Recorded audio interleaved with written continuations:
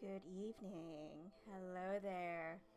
Happy Halloween, everyone. This is Autumn Rain 13, and you are going to be listening to a couple of, I would say, pretty good horror stories.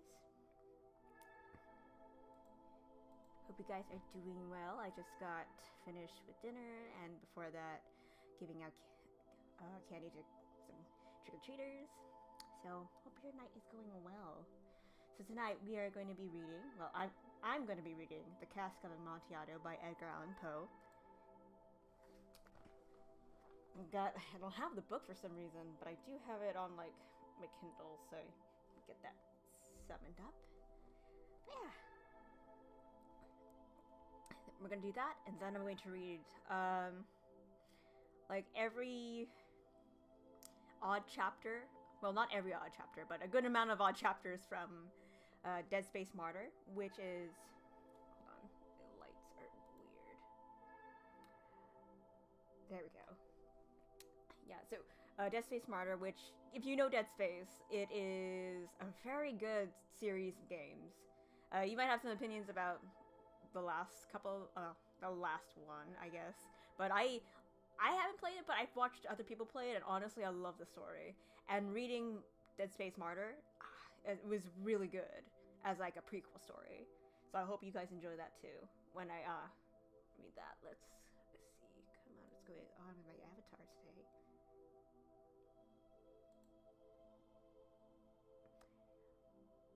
Shoot. Nope. The lights.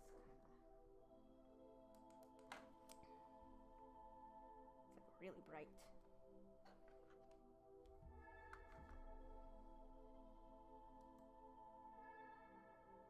Give me one moment. Okay, there we go. Alright. So, if you would like to settle in, get ready. We will begin with The Cask of Amontillado by Edgar Allan Poe.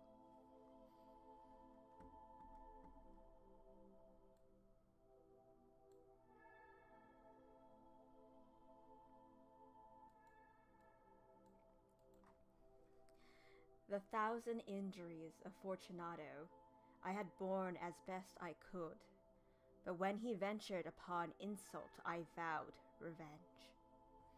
You, who so well know the nature of my soul, will not suppose, however, that I gave utterance to a threat. At length, I would be avenged. This was a point definitively settled. But the very definitiveness with which it was resolved precluded the idea of risk. I must not only punish, but punish with impunity. A wrong is unredressed when retribution overtakes its redresser. It is equally unredressed when the avenger fails to make himself felt, as such to wrong him who has done the wrong. It must be understood that neither by word nor deed had I given Fortunato cause to doubt my goodwill. I continued as my wont to smile in his face, and he did not perceive that my smile now was at the thought of his immolation. He had a weak point, this Fortunato, although in other regards he was a man to be respected and even feared. He prided himself upon his connoisseurship in wine. Few Italians have the true virtuoso spirit. For the most part, their enthusiasm is adopted to suit the time and opportunity. I know I forgot about forgetting something. Hold on, guys.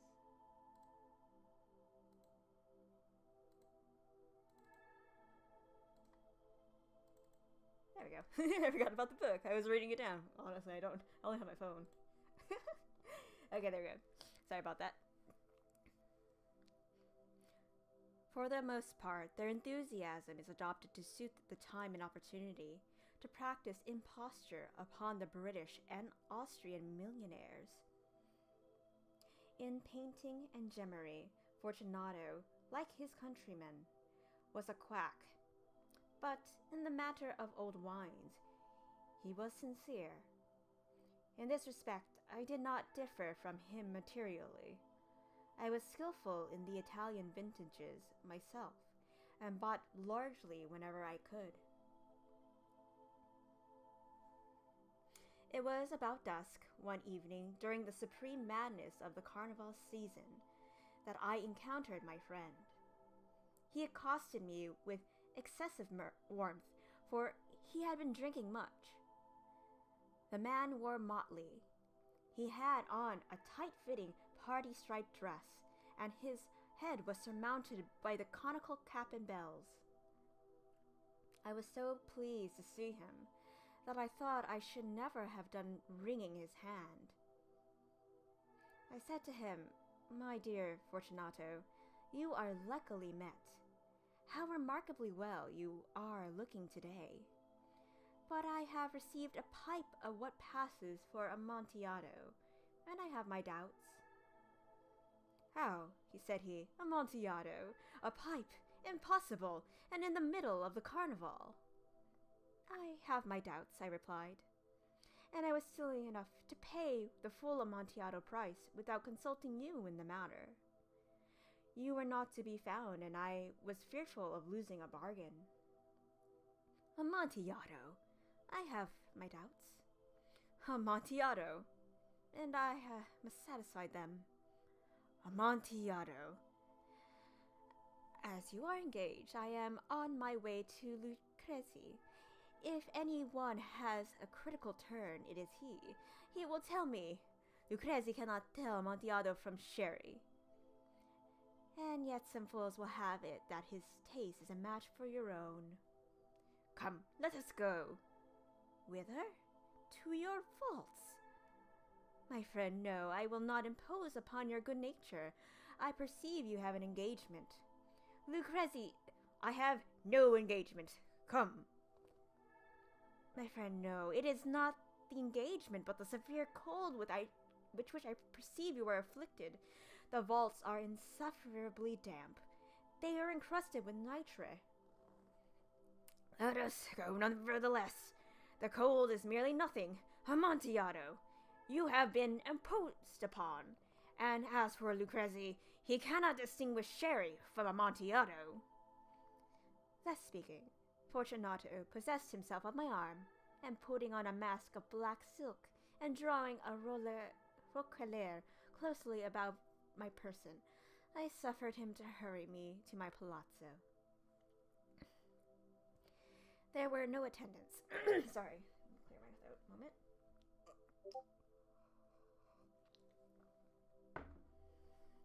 There were no attendants at home. They had absconded to make merry in honor of the time. I had told them that I should not return until the morning, and had given them explicit orders not to stir from the house. These orders were sufficient, I well knew, to ensure their immediate disappearance. One and all, as soon as my back was turned, I took from their sconces 2 flambeaux, and giving one to Fortunato, bowed him through several suites of rooms to the archway that led into the vaults. I passed down a long and winding staircase, requesting him to be cautious as he followed. We came at length to the foot of the descent, and stood together upon the damp ground of the catacombs of the Montresors. The gait of my friend was unsteady, and the bells on his cap jingled as he strode. "The pipe," said he. "It is further on," said I, "but observe the white webwork which gleams from these cavern walls." He turned towards me, and looked into my eyes with 2 filmy orbs that distilled the rheum of intoxication. "Nitre?" he asked at length. "Nitre," I replied. "How long have you had that cough?"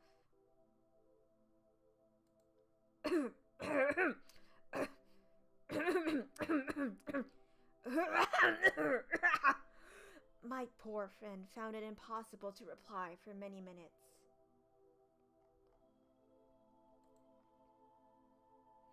It is nothing, he said at last. Come, I said, with decision. We will go back. Your health is precious. You are rich, respected, admired, beloved. You are happy, as once I was. You are a man to be missed. For me it is no matter.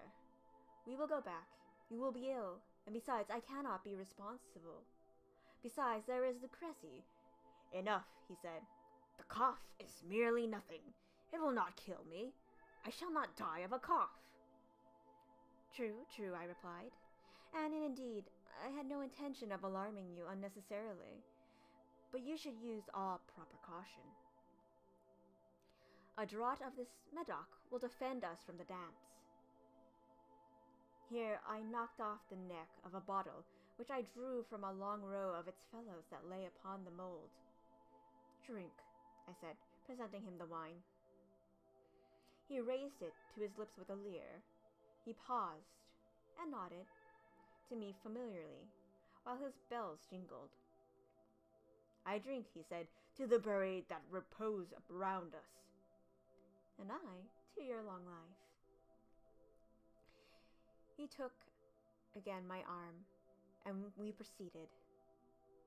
These vaults, he said, are extensive. The Montresors, I replied, were a great and numerous family. I forget your arms. A huge human foot door in a field azure. The foot crushes a serpent rampant, whose fangs are embedded in the heel.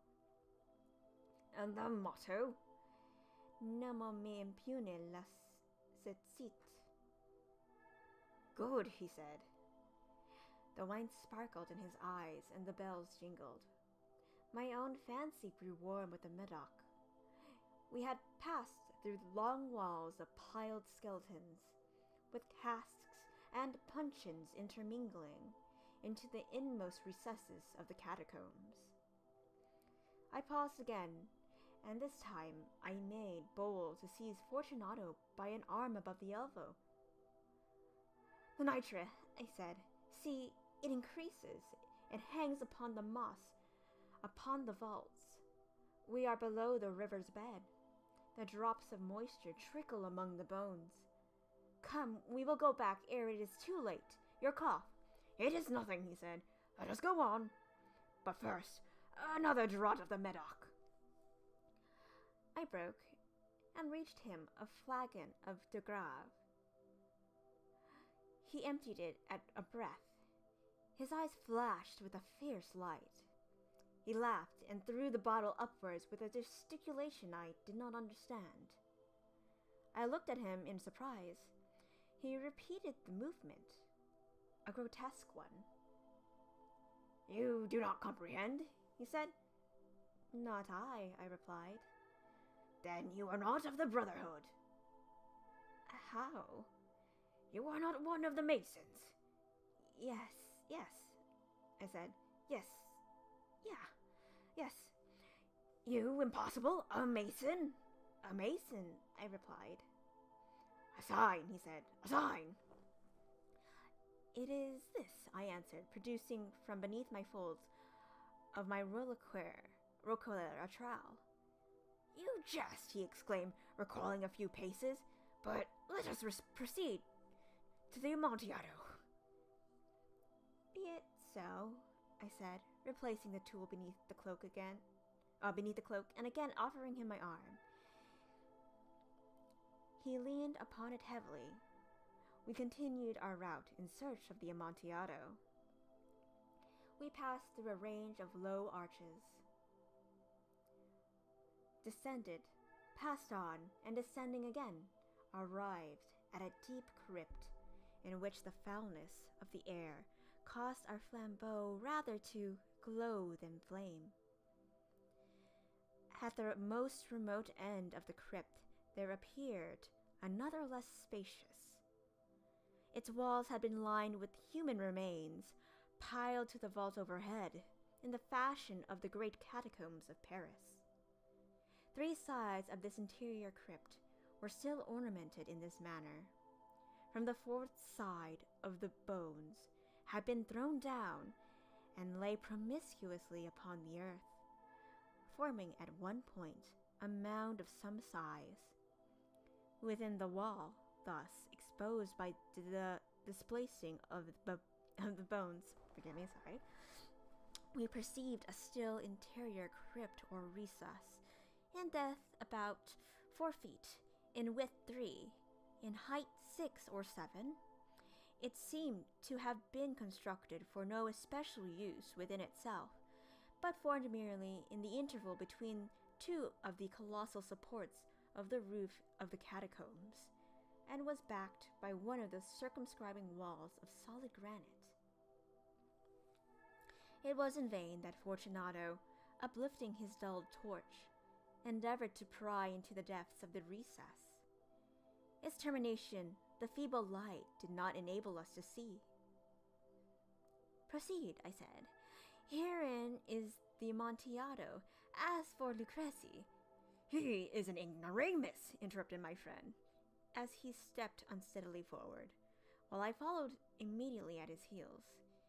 In an instant he had reached the extremity of the niche, and finding his progress arrested by the rock, stood stupidly bewildered. A moment more, and I had fettered him to the granite. In its surface were 2 iron staples, distant from each other about 2 feet, horizontally. From one of these depended a short chain, from the other a padlock. Throwing the links about his waist, it was but the work of a few seconds to secure it. He was too much astounded to resist. Withdrawing the key, I stepped back from the recess. "Pass your hand," I said, "over the wall. You cannot help feeling the nitre. Indeed, it is very damp. Once more, let me implore you to return." "No? Then I will positively leave you. But I must first render you all the little attentions in my power."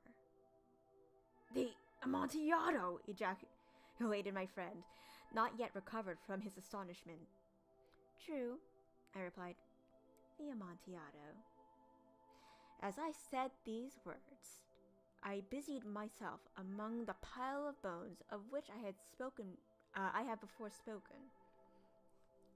Throwing them aside, I soon uncovered a quantity of building stone and mortar. With these materials, and with the aid of my trowel, I began vigorously to wall up the entrance of the niche.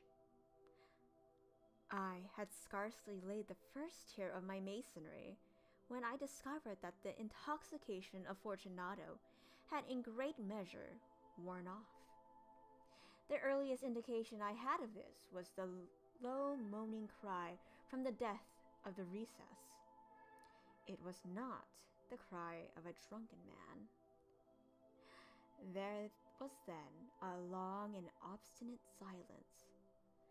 I laid the 2nd tier, and the 3rd, and the 4th. And then I heard the furious vibration of the chain.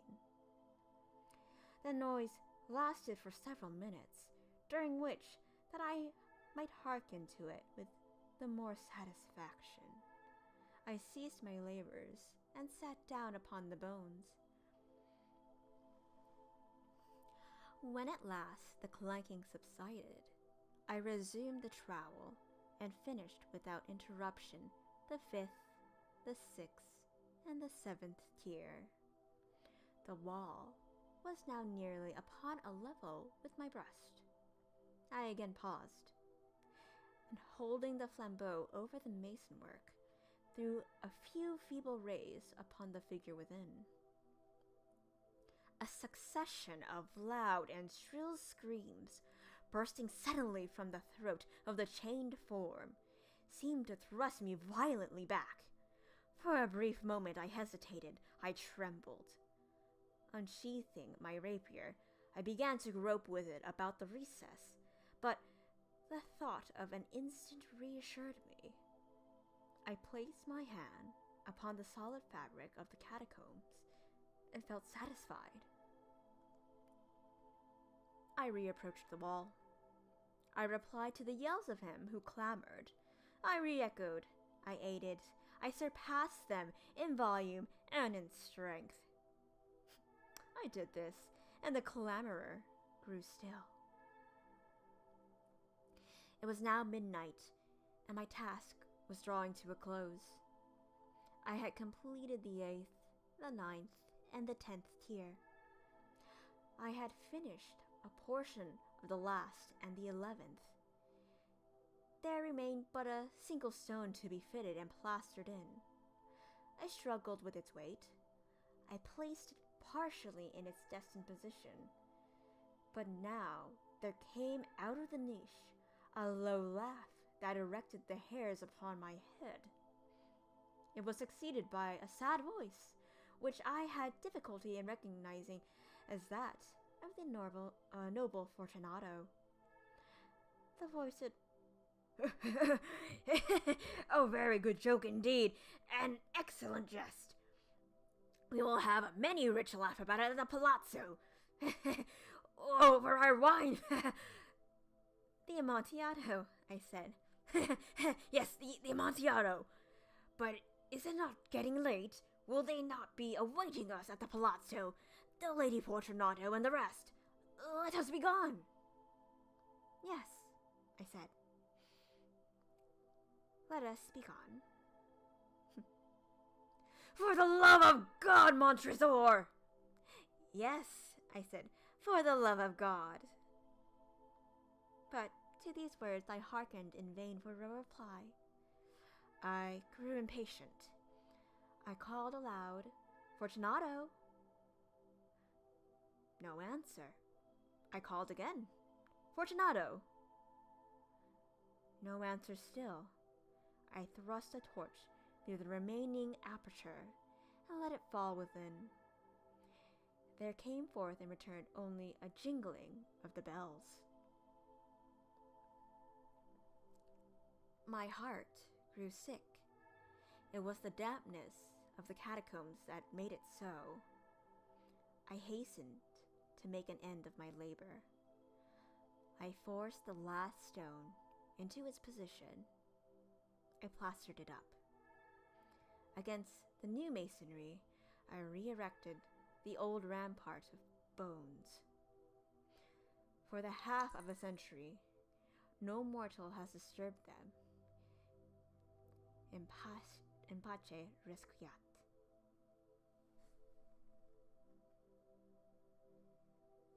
The end. Now, this was a story somebody, who was it? I believe it was a substitute teacher that we had for like an entire year because our teacher was on maternity leave, and he told us, and I absolutely loved it because I was like, we were all terrified. We were like, wait, is he walling up Fortunato in the basement so no one can find him? And we were like, oh shoot, that's pretty intense. And we were just acting out that last part, "For the love of God, Montresor," just yelling that out loud. It was absolutely just like chaos of us just yelling that. But it was like one at a time. It wasn't all of us being like idiots and just like making so much noise. But I absolutely love that story. I hope you did too. Let's go ahead. I'm going to go ahead and switch over. I'm going to take some drinks. Let's see. Alright, Dead Space Martyr. Gotcha.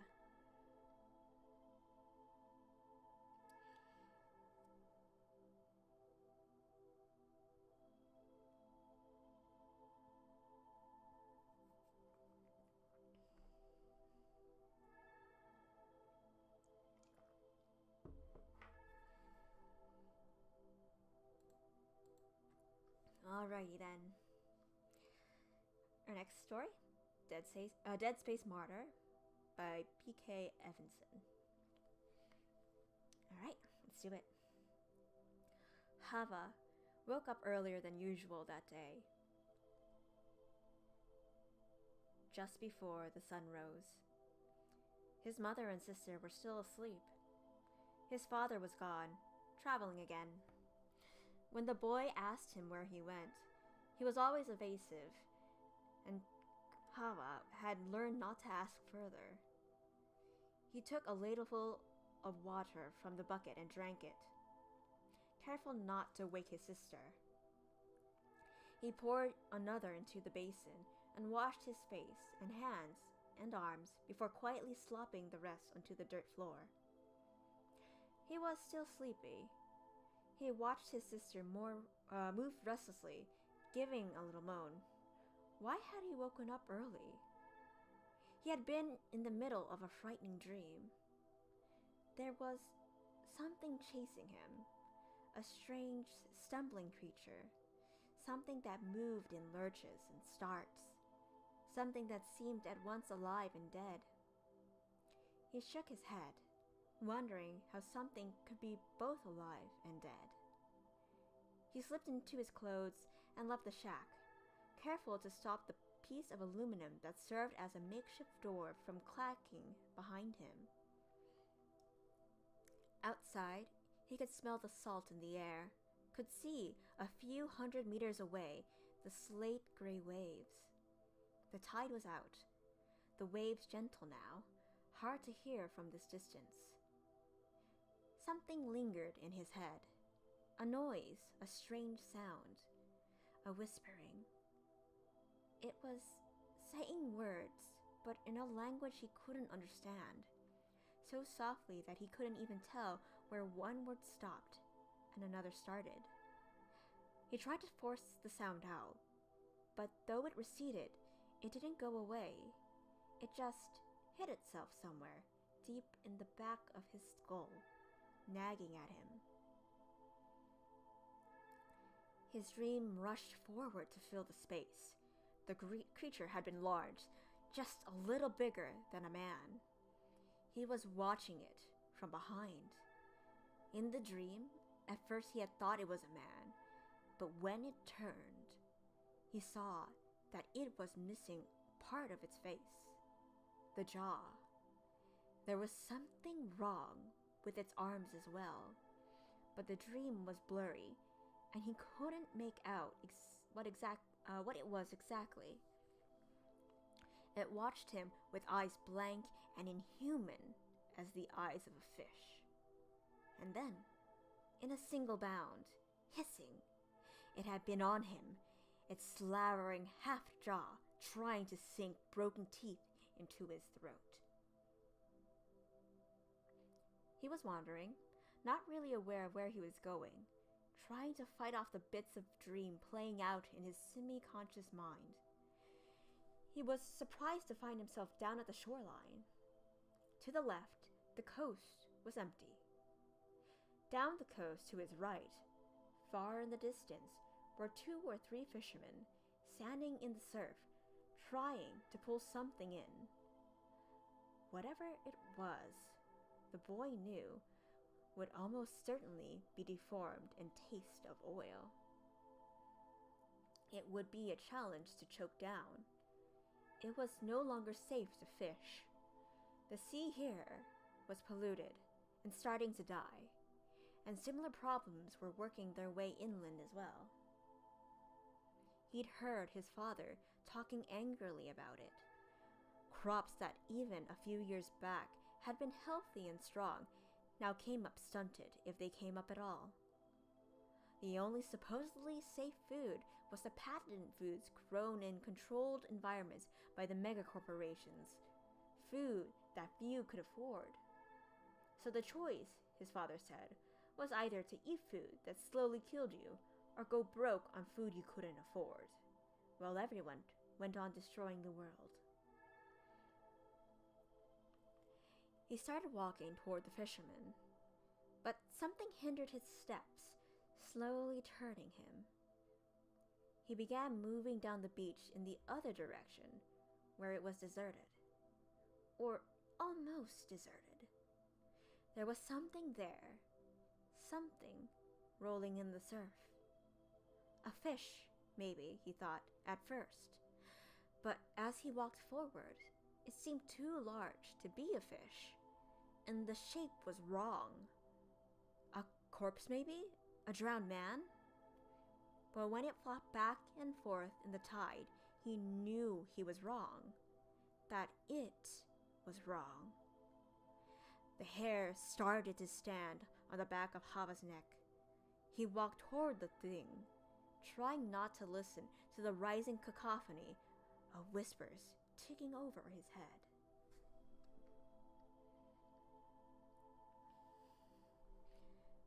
As he got closer, Hava became more and more nervous. It wasn't a fish or anything like it. It wasn't a sea turtle or a dog or a jaguar. He thought maybe it was a monkey, but it was too big to be a monkey. He crossed himself and then crossed 2 fingers for protection, but kept moving forward.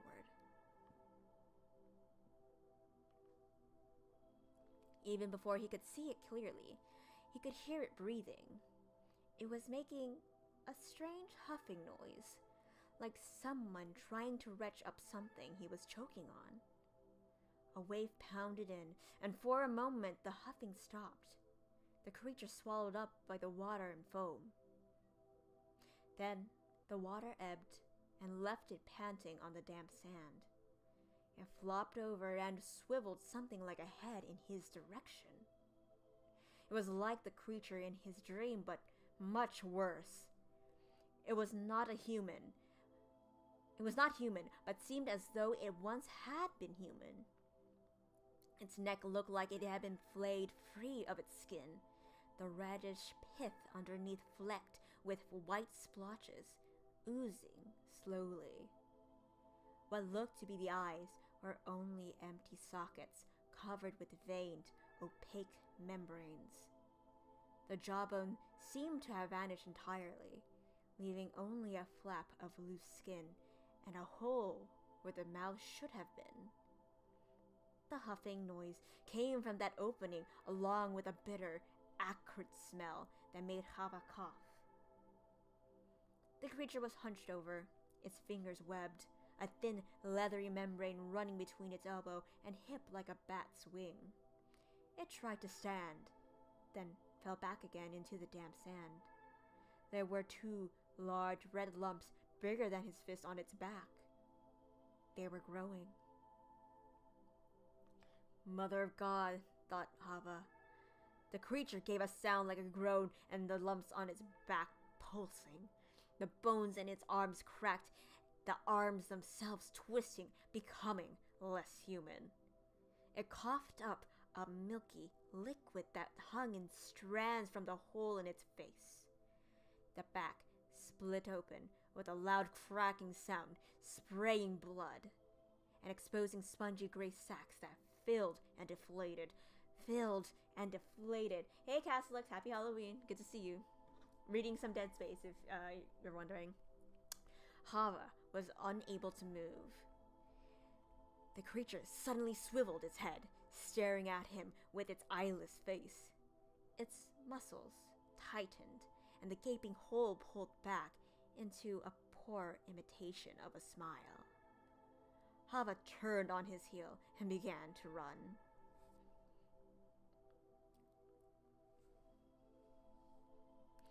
Oh yeah, how are you doing tonight, Castellux? I hope you're well. I'm reading every odd chapter of this book, by the way, Dead Space Martyr. Because there's like a whole other story happening, and it's like going between 2 chapters, so I'm just reading one part. By the time Hava came back, dragging along his mother and a few of the other people from the nearby shantytown, the creature had changed again. The wet, gray sacs on its back were larger now, each almost the size of a man when fully inflated.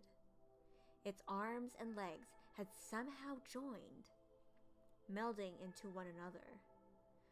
The flayed quality of the neck had changed, the flesh now looking as if it were swarming with ants. The air around it had taken on an acrid yellow sheen. It hung in a heavy cloud, and when they got too close, they found it difficult to breathe.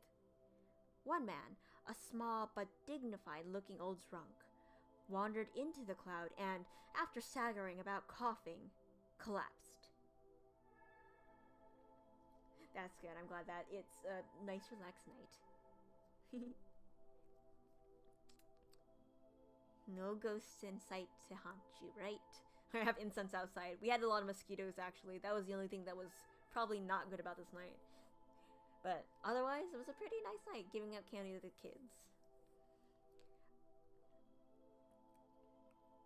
2 other villagers dragged him out by the feet and then began to slap him.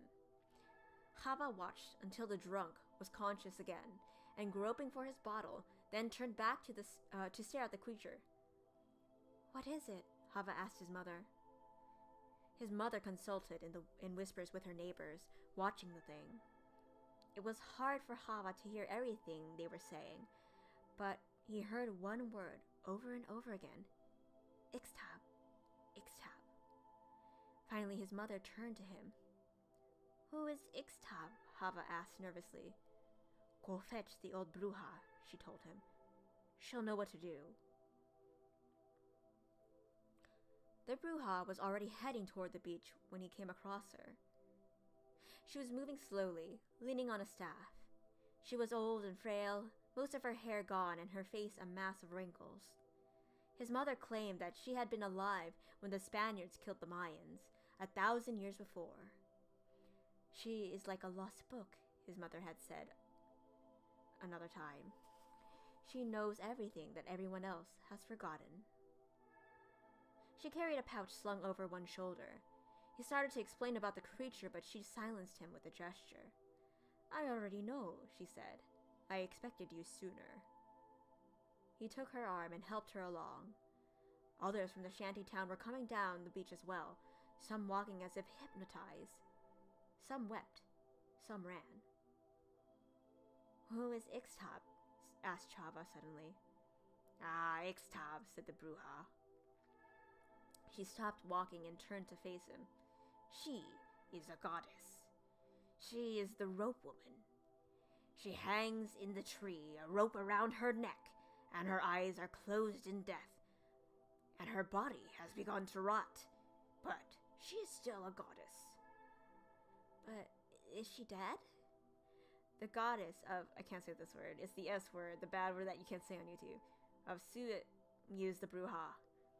"She is the hanged goddess, the goddess of the end, and she gathers to her those who are dead by uncertain means." She stared at the boy intently. "She is a very harsh mistress," she said. Hava nodded. "Tell me," the bruja said to him, "did you dream last night?" Hava nodded. "Tell me your dream," said the bruja, and then listened carefully as he recounted it confusedly in bits and pieces. She gestured forward, at the people running in front of them, at the crowd of people around the strange creeper up ahead. "These two," she said, "they have shared our dream." Yeah, gotta avoid those non-child-friendly terms, right? But that's pretty intense. This goddess is kind of scary, in all honesty. "What does it mean?" asked Hava. "What does it mean?" she asked. She pointed a shaky finger at the creature ahead, its gray sacks, now almost twice the size of the man, the cloud of noxious gas growing. "Here you see what it means." "We dreamed it, and we made it real?" asked Hava, amazed. She gave him a toothless smile and cackled.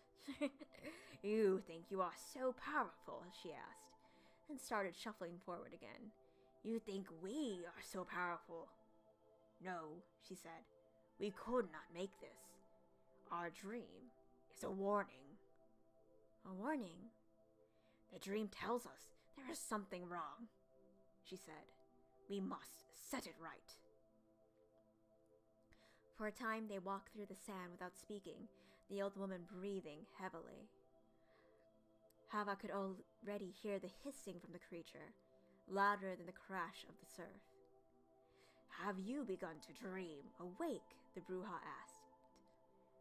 What do you mean? He asked, frightened. Ah, yes. I can hear in your voice that you have. You must be careful. It found you first. It means to take you. Chicxulub, you know what this word means.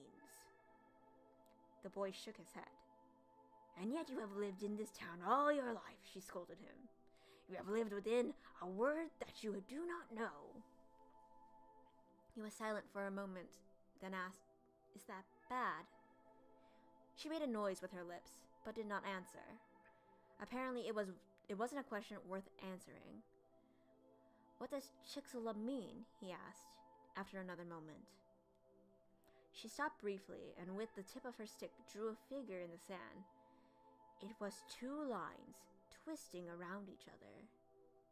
He crossed his fingers and imitated by making a sign of protection he had learned as a child. She nodded. What is this? He asked. She did not say anything. She spread her toothless mouth wide, which looked for a moment disconcertingly like the jawless maw of the creature on the beach. Yep, Chicxulub, like the crater. I think this is I think in Mexico. I think that's where it's the setting is. Tail of the devil, she said. The devil has started to wake and thrash its tail. If we cannot coax it back to sleep, then this will be the end of us.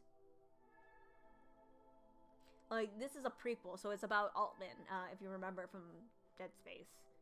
The cult.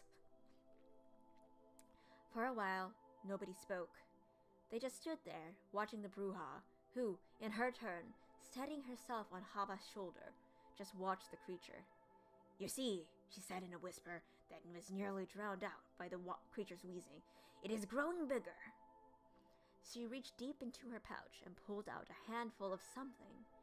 She began to dance, tracing a slow circle around the creature, just at the edge of the cloud, the creature she was creating for itself. She dragged Hava along with her, sprinkling something in the sand before her. It was a wandering dance, off-kilter, almost drunken. At first, the others just watched, then slowly, 1 or 2 began to follow, then a few more. Some shook their heads as if breaking out of a trance. When she stood directly across from the creature's head, she stopped and began turning in place. Soon, everyone was doing this, watching the Bruja falling into place, slowly forming a complete circle. They turned around the creature, some of them standing knee-deep in the surf. She swung her staff before her, stepped back, and stepped forward again. The others followed. Hava stepped too far and found himself coughing, having breathed some of the gas the creature was emitting. His eyes stung, his throat itched. The Bruja lifted her hands, and her index and middle fingers crossed. Chicxulub, she murmured, and turned again. The word went up mangled from the mouths of the others, like a groan. The Bruja slowly turned and walked away, her back straighter and her stride firmer than on the walk over. She walked a few yards back from the circle and dug into the sand until she unearthed a piece of driftwood, then turned and rejoined the circle again. She nodded and gestured at Hava until he too left the circle and came back with driftwood. One by one the others followed, wandering out of the circle and coming slowly back. The skin that formed the gray sacs on the creature's back had thinned and thinned as the sacs grew. Now it was almost transparent. The sacs slowly built up until they were taut and then deflated, going about halfway slack before swelling again. It was a terrible thing to watch. Hava kept expecting them to burst. The Bruja was dancing again. She lifted her chunk of driftwood high and gave a toothless smile and threw it at the creature.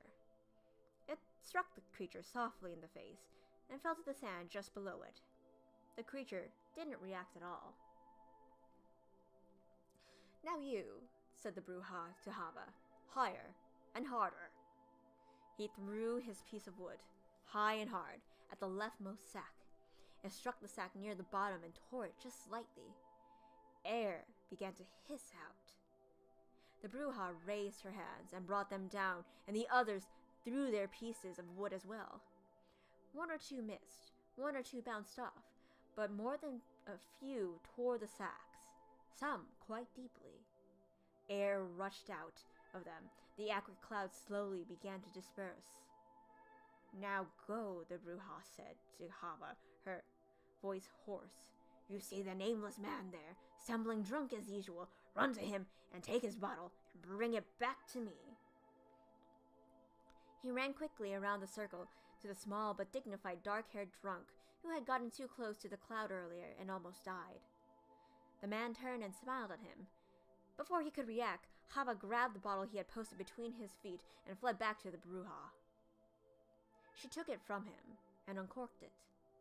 Behind them, the drunk was protesting, some of the others holding him back. Hold your breath, she said to Hava as she gave him the bottle. You must pour this on the wood and the creature itself. His heart pounding, Hava took a deep breath and rushed forward. The torn skin of the sacks had already begun to knit itself back together. The bags were still mostly deflated, but were beginning to rise. He upended the bottle, splashing the creature and the wood around it, and then rushed back to the Bruja, his eyes swollen and stinging. The Bruja lit the top of her staff on fire, then carefully moved forward, touching it to the creature's head. Both the creature and the driftwood caught fire immediately. She dropped her staff, letting it burn too. The creature hissed and thrashed, but never tried to escape from the flames. The gray sacks on its back turned to ash and blew away. Eventually, it stopped moving altogether. The Bruja, swaying, led them once again in a slow, stuttering dance. Hava found his feet naturally following it, adapting to it, almost as if someone else were moving his legs. He wondered how many of his fellow villagers felt the same way. The village drunk he saw wasn't part of the circle. He stayed at a little distance, swaying slightly, staring at the fire, his brow furrowed. They kept on, tracing slow, curving motions in the air until all that was left of the creature was a charred, smoldering skeleton, stripped of its flesh and burnt to a crisp. It almost looked human. Imagine if the alcohol was just totally unrelated to the ritual and the lady just wanted free beer. I know, right? It's like, alright, this is ritualistic. Glug. Just like knocks it back. Alright, we're good now. And then just walks away. Alright, let's see.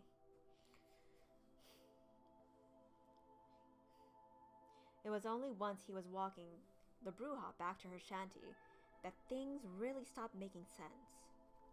One moment she was there, walking beside him, talking softly to him, and then the next she was gone. Not only was she gone, but as he looked back, the only tracks in the sand were his own. He went on, ahead to her shanty. Perhaps she had left him and gone there. Perhaps he had simply not been paying attention.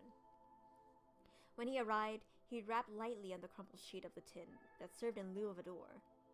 Nobody answered. He knocked again, harder this time.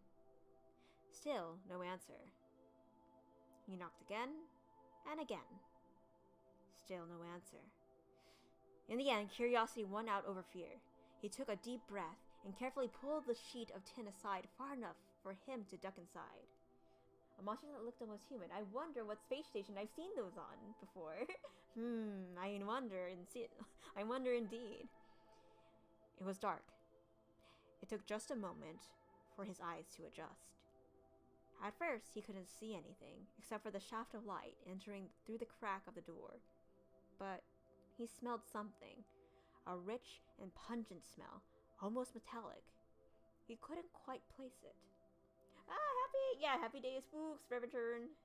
Spooky day indeed. I hope you're well. Hope you had a good day. You're reading Dead Space Martyr, by the way.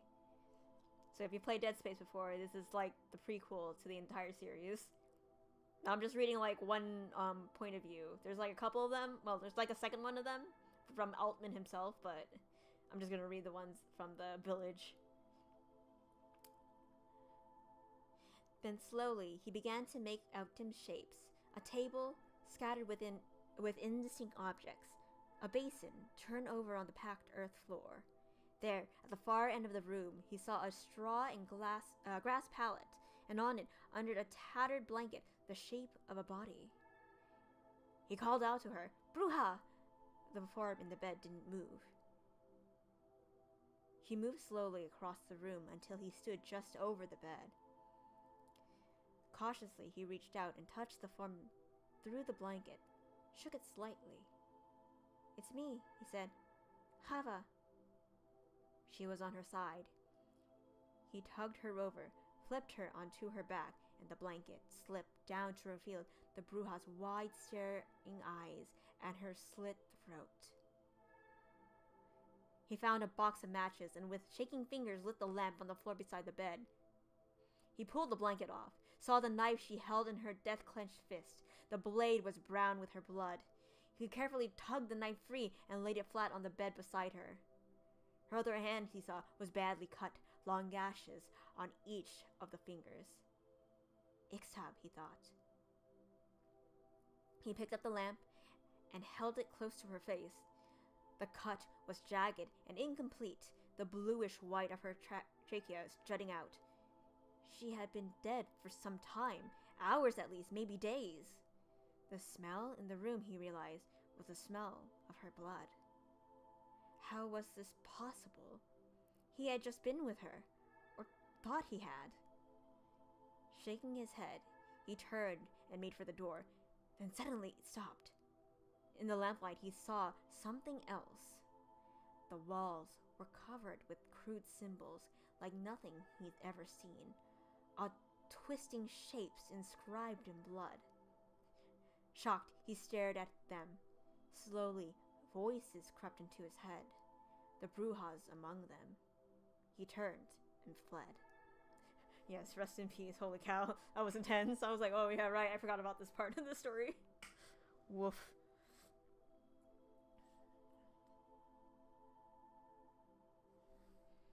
Okay. Let me see if I can find it. I think that might be the end. Let me see. When the Bruja is sus, the Bruja is among them. The Bruja is among them. Among us. Oh no. Okay, let's see. I have to like scooch on ahead because I'm already in part 2 and I know that there's another part of the story. And it's like a whole lot of the Altman stuff. It's a really good story. Literally an imposter. They're literally a monster, honestly. When you think about it, Among Us is really Dead Space. And you get flung into Dead Space. Okay, hold on, let me see. I'm gonna need to open up the chapter.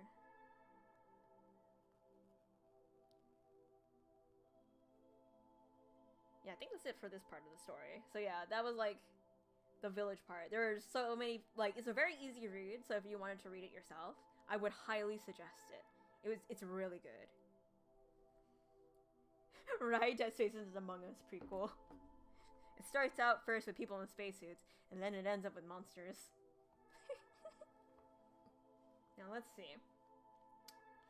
With that done, I'm wondering if I should read another story, or if I should end this part of the stream and then just start playing RimWorld. Because that's what I was wondering tonight. Is like, I didn't know how long this would go on, but I kind of want to play RimWorld now. I can set that up really easy.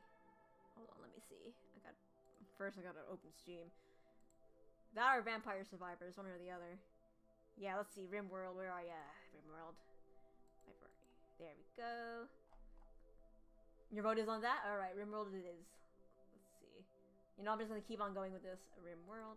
What do you mean update queue? Oh, first I gotta apparently update. Alright, let's go ahead and click this over to, which one is it? It's gonna be Steam. There we go. that up.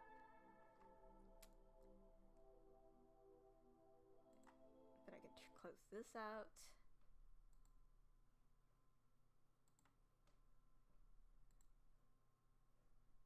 Alright, it's time for some RimWorld. Let's open up a new colony. There we go. I think you can hear that. Yep, you can hear that. Let's load that up. There we go. Hold on. Okay. On to RimWorld, everybody. I've never done these other ones. I always do Crash Landed. But let's see. Extremely difficult and unfair. Nope. Whoa. Oh, the Mechanitor. Right? No, it's like... Alright, it's time for some Dead Space, guys. Let's go. Let's go with that. We'll go with Cassandra Classic. I'll do Community Builder, though. Oh, right. We're going to Commitment Mode. Let's see if we can survive this time. Let's go with Halloween. In honor of it. Generate it. Mechanitor is definitely interesting. You have only one pawn, and they're happier the less colonists you have. Ah, but I love colonists. Alright.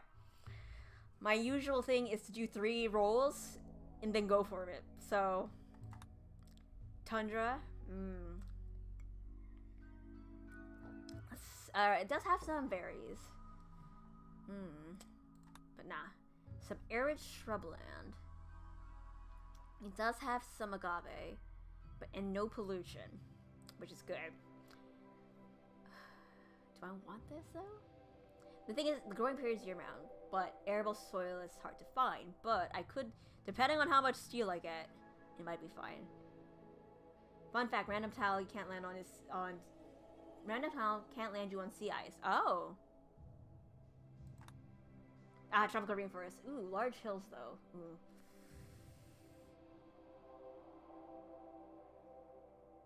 Okay, you know what? I'm an ice biome enthusiast in the extreme. What's my favorite biome? Usually temperate.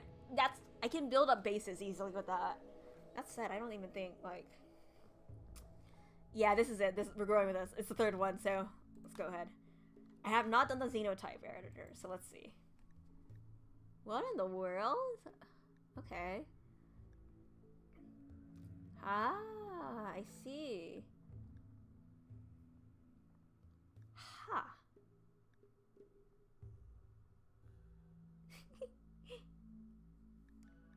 But yeah, I like doing stuff that's like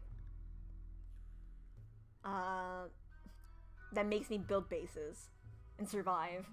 That's usually the fun of it. Ooh, fur skin, huh? A furry tail, a smooth tail, awful shooting, poor shooting. Holy cow. Okay. I see. So this is what this is about. Okay. Well, either way. Do you want to be character Castellux and give it a name? Let's see. Child Spell and Hunter. Psychically death. What do you mean volatile? First to break. Ooh. Well, here's the thing. She's good at social. She's good at animals. She's good at melee. And she's good at construction. Well, she can be good at that. So I'm gonna keep her. Harriet Pring, you're here. Ooh, Kepler Moore. Hello there. Low wage worker. Mining, cooking. Ooh, plants and animals. Capable of intellectual and crafting, huh?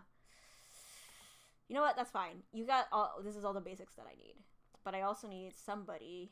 Well, he has plants, so that's good. Now you. It's a child with a mustache.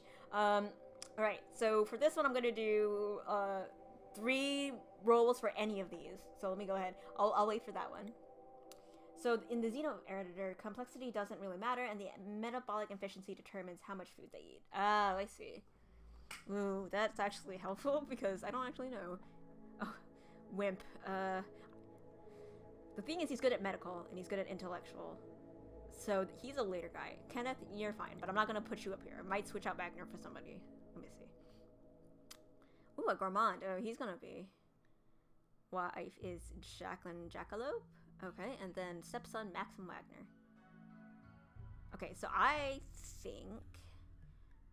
Just double check here. Okay, yeah, Horton's going up here. Okay, and then Indigo is up here. And I might just... Okay, renowned professor. Small town kid, renowned for kind and capable of violence. I need somebody to shoot, though. That's the thing. Hold on, let me see. Okay, he can, Dorian can shoot. That's good. What about you? Harriet can kind of shoot, but I'm not going to rely on her. The most extreme?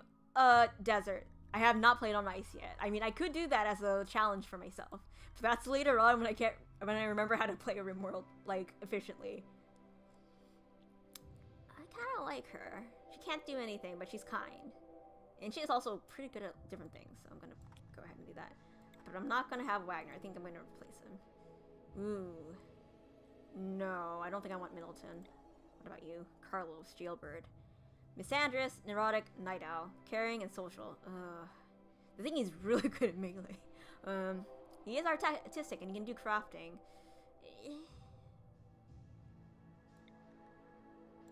Here, I'm gonna put Jackalope up here. I'm going to I don't know if I want these three, so he kind of looks like Zoro or Zolo. And you know what? Let's see. Hard worker, careful shooter. Okay. No, this is good. Can't do dumb labor, but Samantha von Achen. Okay. She's fine. She just has a problem. She's a minister. Ice Sheet is a lot more manageable if you build around a geyser. Oh, yeah. The thing is, I would need to know, like, how to build I would have to, like, gun towards making, like, the technology for it, right? For the heat. But yeah, that makes sense. Nutrient paste. Ah, right. I forgot about that. I never usually make nutrient paste, but yeah, that sounds like a good thing for ice. Okay. Ooh. I don't think I want you. But I guess... Great memory. Really good at social. Can't do any of these things. Geysers generate heat even without generators. Oh, one hot room. Oh, that's smart. Heck yeah, okay. Jealous. Who gets really jealous, but he's last. You know what? I'm gonna randomize Kirill. Philip. Always sterilized. Okay, Philip. Super immune though. Holy cow. Okay. Quick sleeper, gourmand. Okay. That's not too bad. Philip? Ilian? His name's Ilian. Okay, and then there's Middleton. I guess he's a child, but he has a mustache. Let me see. Can I? Ooh, right. Let's see. Pigskin, Neanderthal. Genie. Fragile and vulnerable to pain. Dirt mole. Okay, and then just baseliner. What about the Hussar? Ooh. You know what? They have a genetic dependence on go juice. Ooh, maybe not. Another ice trick is to save a stockpile of human bodies and pushes them all at once because the mood debuff for butchering humans has effect. Look, man, I can't talk about that on Halloween. I'm gonna get I have to go. Yeah, thanks, Reverend, for coming by. Thank you. After like the 5th body butcher, you don't get any downsides, and that human leather sells for a lot, and human meat is useful. I mean, I can see that. Hi, mate. Design companions and compilers. Oh my goodness. Mentally incapable of violence. Oh. Interesting. What about this? Yetakin. But yeah, have a good night, Reverend. Okay. Uniting descend from colonists, engineers that thrive on ultra-cold planets. Ooh. Okay. You know what? Oh. You know what? I'm just gonna do this. Raw. Ooh. Animal war call, huh? Really though, you'd be fine if you make a hot room and rush hydroponics with open farm. Ice isn't so bad. Okay. Okay, I want to have one of these, so I'm just gonna... Shop kit Bizer. Abrasive, ooh, too smart. Can't do mining. Can do melee. Really good with animals. And can do that stuff at least. Okay. Itchy. Let's see. One more. Shoot. I kind of want to perfect this, so let's see. Animals. Delicate. Let's try again. Bad back. cyclically dull, that's fine. Gormance, holy cow, nope. Right arm. Melee. I'm just gonna keep doing it until I feel... Ooh, capable of firefighting. Wait, hold on, how does this happen? Suppressed. Okay, interesting. You know what? Date. Y-shot. We'll go with you. I think that's it. And you get diseases half as often as ice deserts as in temperate forests, and less half as often in jungle. Ah, I see. Okay, I think I'll try an ice map next time then. Definitely. Yeah, I only have 2 of these. I got core and I got biotech. So let's go. Okay, 3 of you wake in your crypto sleep, blah blah blah. Alright. Pause. Grab this. Unlock everything. We got some boom rats. Yeah, I did do the Cask of Amontillado earlier. It'll be in the VOD though. But I love Edgar Allan Poe. I lived near the city he was, you know, living in for a while in Virginia, so it was Richmond. A lot of races have unique starting skill offsets. I see. Okay. Okay, that's all good. Hey, a horse. Fletch, huh? Who was the one that Yitaken are great with animals, bad in mining. Ah! So, let's see. Hold on. There's still 2 people. There we are. And take you. Yeah, I'm just like happy that I was able to find the story. Because I thought I had the book, but I apparently didn't have the book. Ooh, there's some marble here. Okay. For now, let's see. I need to scout out where the nearest... Oh, here it is. I can put it over here, but is the ground good? Rough granite, okay. And then a little bit of this. Marshy soil.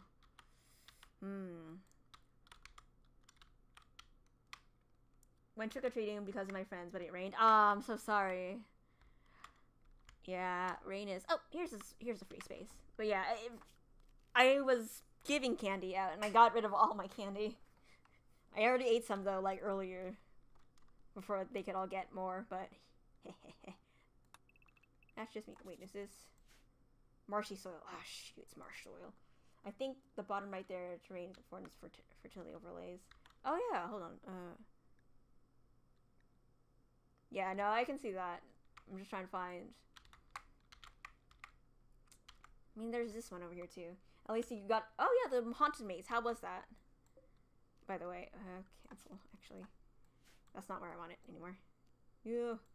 Same bet was placed. Oh, hey, Kiloverde. Welcome, welcome. Hope you guys are doing well. I really should switch the thing. But it's fine.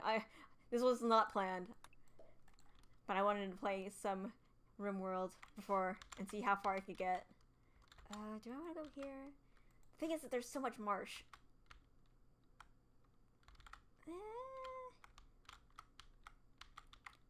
This might be good, actually.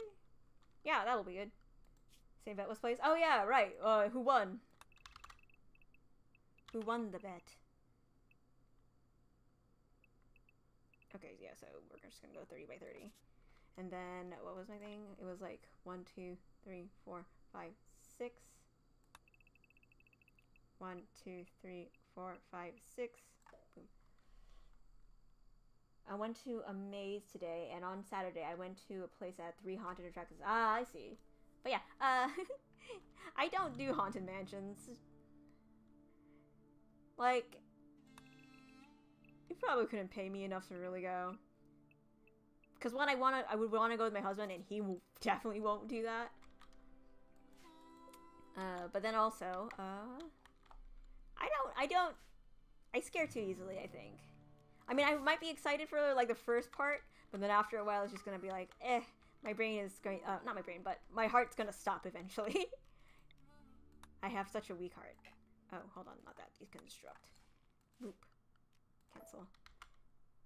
Neither won the bet, and my brother ended up keeping a straight face and didn't make a reaction. Well, at least you guys are brave. Oh, wait, I didn't want to do that. What happens if I open one of these steel urns, by the way? I feel like it's disrespectful, but... I don't want to open anything that might be weird. Oh, who was the one that we needed? Okay, so not you, but Harry could get... not that. Equip the revolver, and you, Horton, will get this. Fun fact, insects can spawn in underground spaces if the temperature is lower than 17C, 1.4. Okay. I don't know. Wait, what is it? It's permanent summer, and it's like 60 degrees. Okay, I see. Alright. E. Collins says, need a pen for the horse. Alright, you guys, put on stuff. 1.4, okay. So it has to be pretty freaking cold. I got it. Okay, so that makes it helpful then. That's what I'm gathering. Okay, work. Let's see. Manual priorities. Let's go. Right, you're gonna doctor. So if someone's hurt, if you need to do bed rest, please do bed rest. Childcare, let's say. Not that. We'll do 2. My apologies because I haven't been on the server recently. I've become addicted to it. Which game are you addicted to, actually? And no worries, little Rickley. I understand.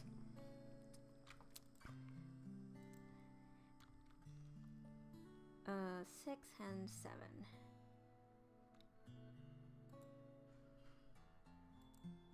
Okay, so you're gonna cook. And then hunt. And construct will not... Well, let's get you to do that because I need 2 people to do it. Roblox sim? Ah, I see. And then...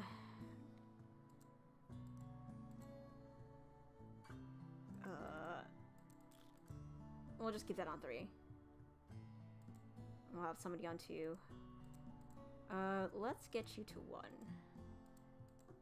Because I need you to haul things. So... It's a one-piece game? What? Really? There's a one-piece game? Huh.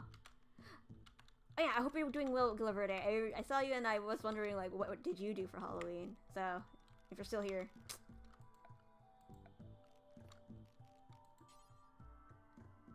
What am I gonna do? I'm gonna use... sand. No. Do I have enough steel? Hold on. Okay, because I got silver ore. Okay, that's good. And there's some compacted steel here. But are there any walls? Lots of marble walls. But by the way, the title of the game is One Piece Game. I see.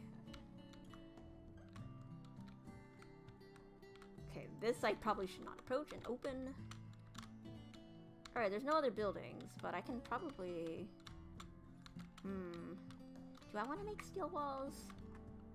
Or do I want to make marble walls? Okay, hold on. First, let's... Who is... Construct. Harry, you're a construct, so come over here. Go ahead. Is that their attempt at dodging cover, right? Yeah, no, that sounds about right. Alright. What up, Horton? Oh, okay, so I think I know what I need to do. Ooh, we got a lot of resources, actually. This isn't bad. Okay, so fertility is pretty good here. On your alt account. I wasted $50 on your alt account. How do you waste $50?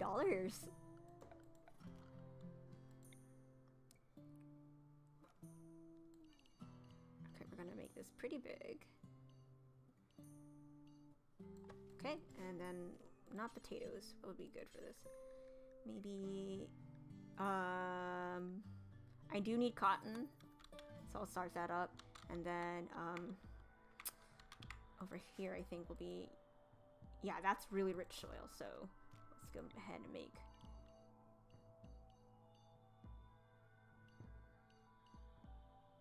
Okay, there we go. We'll make this potato or corn. Let's think. I think rice would be the thing, though. It was a stupid move. Oh, I'm sorry. This game vanilla equipment, thinking password is a secure password. Yeah. All right, let's go ahead and do this. Dumping pile. We're just gonna Allow all except rotten and chunks, I think, and maybe corpses. But everything else can go. Who has... Okay, 31. And then Horton, I would like you to come over here and equip this. Kepler, you take this knife.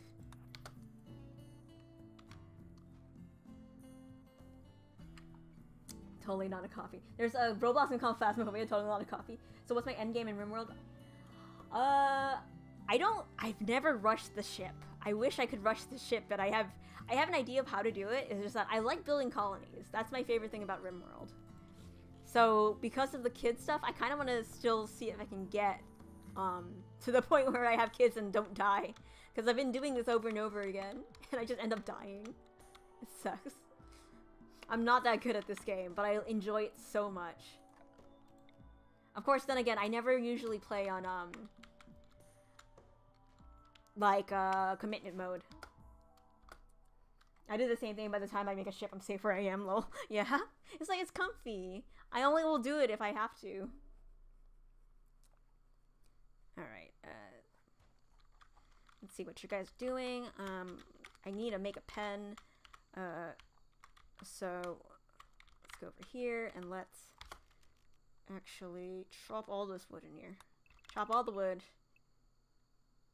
Oops, sorry, excuse me. Cut all the plants.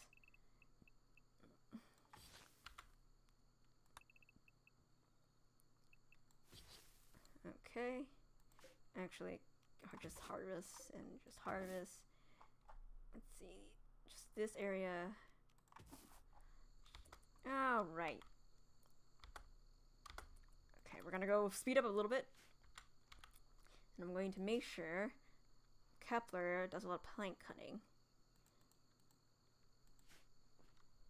Thank you, Horton. Just keep grabbing all the stuff, thank you very much. Cassowary. Actually, let me see what the wildlife is. That's a lot of boomalope. I do like alpaca, so I'm just gonna go ahead and try that. There's a lot of rhinoceros. Ooh. And then just grab all the stuff, my dude. Good job, Horton. And then what we're going to do is build up a wall. A marble wall.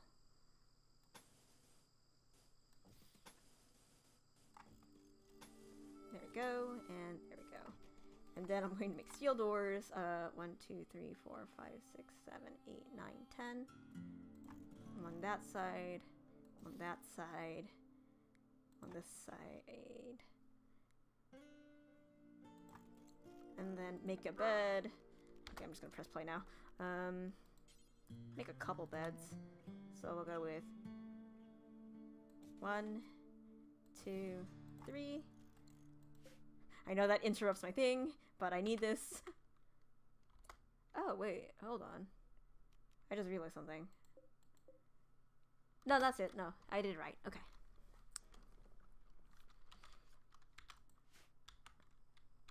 Alright. Where are you, Harry? Oh, you're taming. Yay, good job. Never got an alpaca. Probably shouldn't have done that quickly, but it's fine. Easy peasy. A big milestone in all my bases is the point where I walled the outside world out because of thick... Wait, granite walls?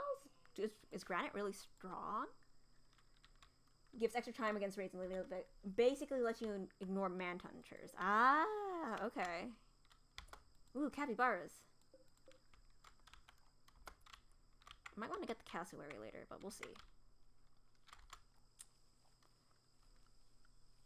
Alright, you got it, Kepler. Get on it. He's like, I'm not chopping all that down.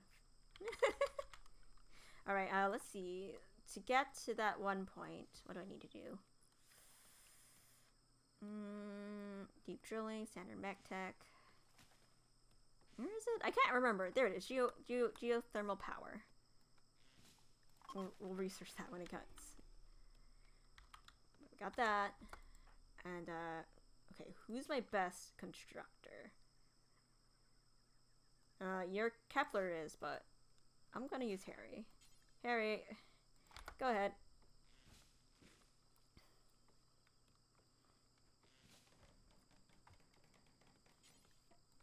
Alright, is this okay? Good. Normal one is okay.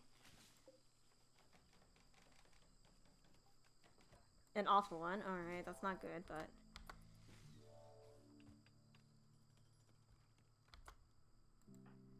okay, Kepler, hey, I want you to build this one. Granite is the third strongest type of wall behind plasteel and uranium. Granite has 510 and isn't slightly flammable. Oh, okay. That's a poor bed. This is an awful bed. Okay, so somebody's gonna have to choose.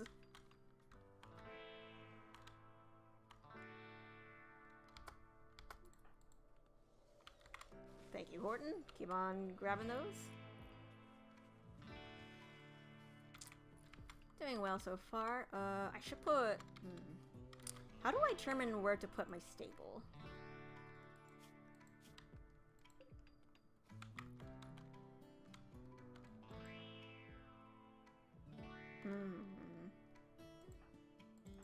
And then Horton's almost there with everything else.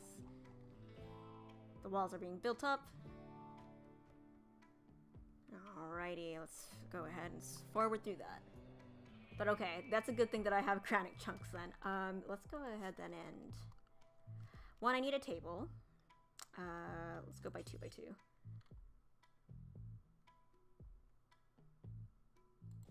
There we go. I play on ice and there's never enough food to give animals, so I actually don't know anything about the animal side of the game. Okay, fair enough. I'll do that for now then, and then production, I want one wooden butcher table, yes. Just gonna stick it here. And then, the other thing is the stonecutter's table. You're gonna get going for the night, little Ricky? Alright, go ahead. Thank you for coming by. You have a good night. And I will see you guys tomorrow. Hopefully. We'll see. So I have not been feeling too well, honestly. Like, the weather's been so bad. It's just like, I'm so sluggish. I have become the slug. Actually, do I have any more marble here? Because everything else is like granite. It's like a whole lot of granite. Yeah, I'm gonna need to deconstruct all this. Let me see. Okay, all of that except for these things. And then go ahead and deconstruct again. Do that, do that, and then do that. Wonderful. Thanks, little Ricky, for the meme. Deconstruct those two things. Okay, what else do I have? I have granite chunks. Granite and marble are the two best stone types. Granite is tough, marble is built... Okay, so yeah, I figured it was gonna be that. Because marble I always use for floors, unless, like, I have no option for, like, walls in the beginning. Like, I like to make my stuff out of steel, but I like to save my steel in chunkle areas. Actually, what are you doing, Horton? Cool. Wooden table's pretty good. Good. And then... Alright, these are not too bad, then. Keep going, Kepler. Get out of here, cassowary. Alright, go to sleep.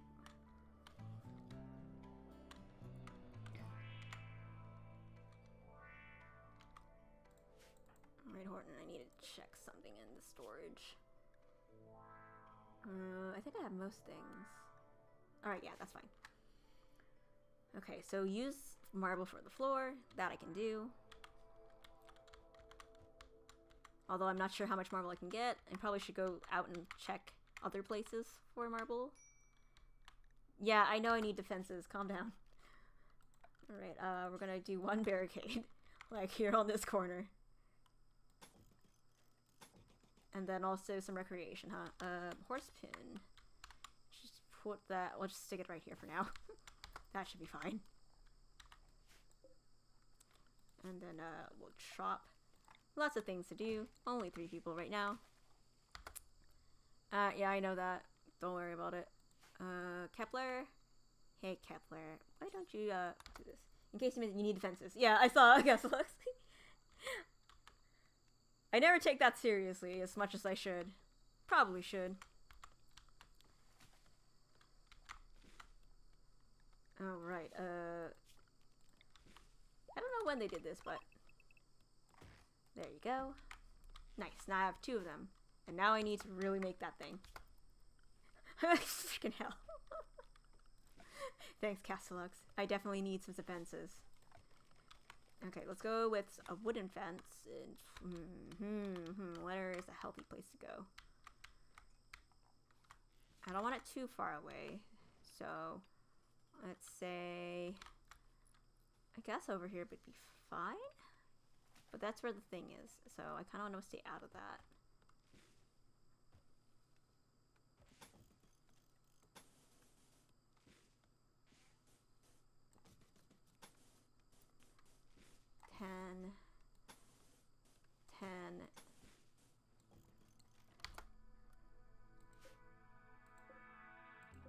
Hold on. Fence gate. We're just gonna do that. Yeah.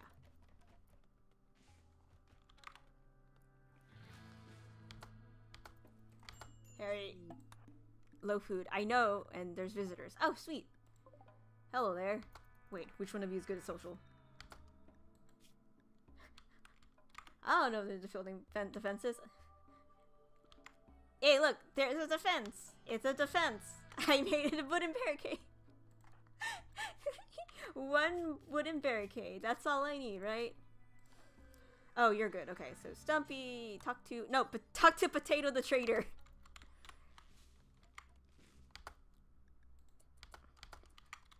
All right, let's see. Components are fine. Reinforced bell, return light feather sash. I take the medicine. No, we're good. I'm just gonna take one of these. Except, goodbye. Okay, Horton. Yeah, go ahead and grab these. Y'all grab these, please. Put this on the pile. And then when you finish that, I'm going to make you work, Harry. There we go. Ooh, the Byler pack. Biga and black. Hello there. That's a cool blue beard, by the way.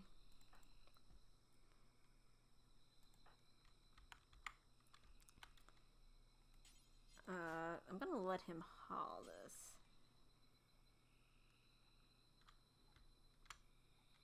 You got Norton. There you go. Good. Just keep hauling. One problem on Ice Sheet is that because there's no food on the map, it's a mad scramble to bring all your food indoors before animals start eating out of desperation. Oh, yeah. You just reminded me. Let's go ahead and just do that for now. Hey, Kepler. I know you're trying to be happy, but please just deconstruct. Yeah, I know you want to sleep, but no, you're not gonna go to sleep.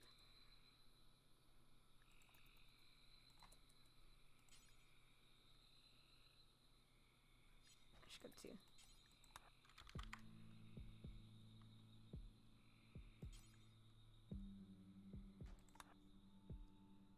Wait, what does he want to do? Then you hunt and eat all the animals? Oh, yeah, no, you have to kill all your animals. I don't think I feel comfortable with that. Okay, so he's gonna haul that. Cool. And we'll have enough food. Yeah, I know we have low medicine, but there's reasons for that. Okay, I'm going to actually plant cut. We're good to go. We'll just do that, and then I'll let him focus on growing. Get out of here, Stumpy! We're sleeping. Hello, Fido. Gift. Oh, hey! Thank you. Well, shoot, they're very nice. Goodbye, Fido. No! Look, at least I have a horse. I don't mind eating horses if I have to eat a horse. Doggos, though, I don't. I have a moral thing about doggos. I can't do it.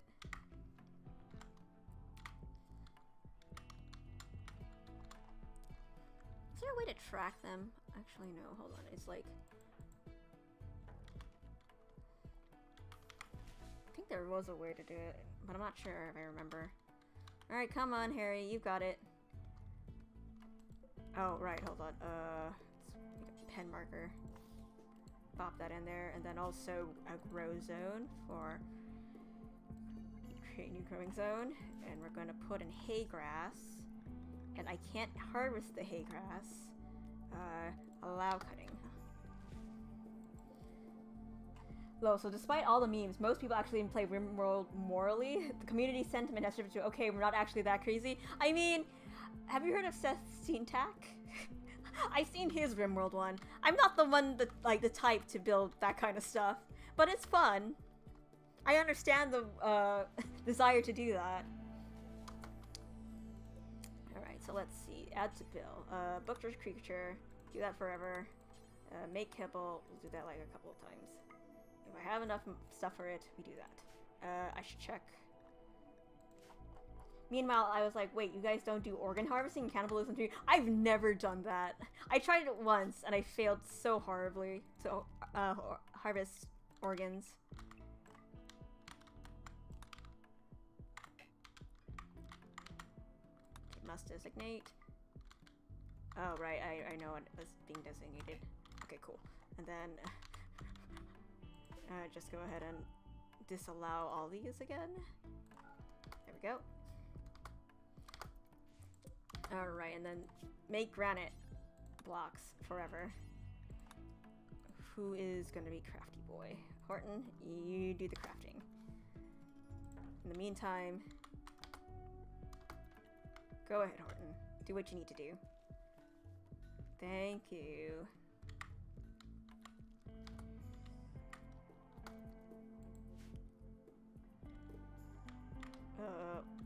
Shoot, where's my horse? Horse? Horse? Okay, hold on. Animals. Fletch? There you are. What are you doing over there? No! Pause. Hunt. Horton? Horton, Horton, Horton. Get over here. Alright. Pause. Just get him. Get him! Get him, Horton! Oh, come on, Horton! Almost. Come on, Horton! Close range! Holy crap, Horton! You deserve that, whatever that was.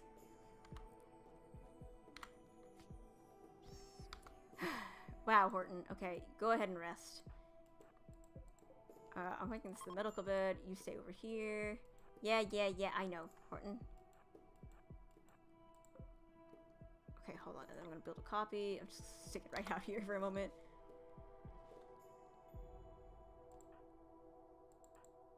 Oh, you're gonna lead them there. Okay. What do you mean relaxing socially? You're going to work, Kepler. Hold on. Time to do the thing. Work. Kepler?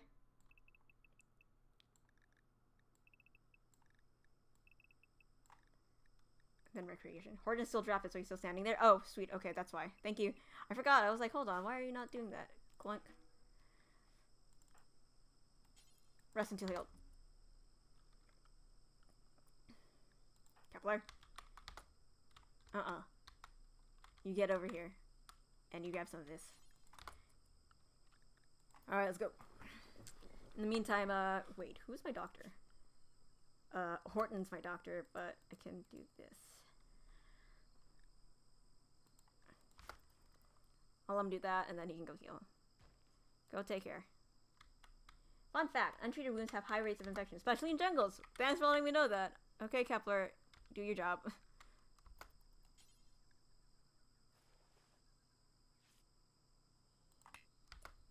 You got it.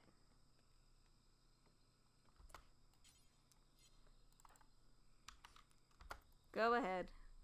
Bring the horsey in. Good job. Actually, I'm going to probably put him on grow. Yep, he's on grow duty.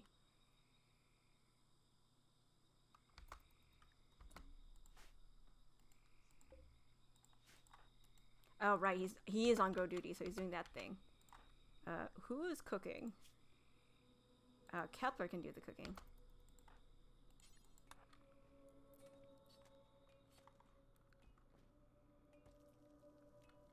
Just gonna do that.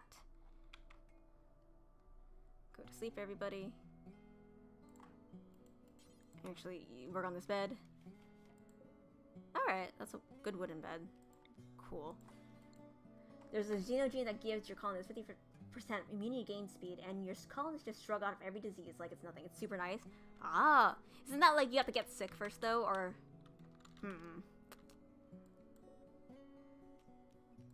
Chop wood. Alright. Alright, Kepler, go ahead and eat.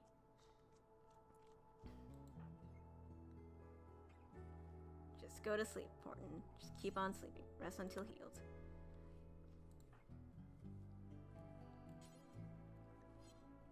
Actually, Harry. Romance, Horton. Nah. I'm glad for that option. Now that is here.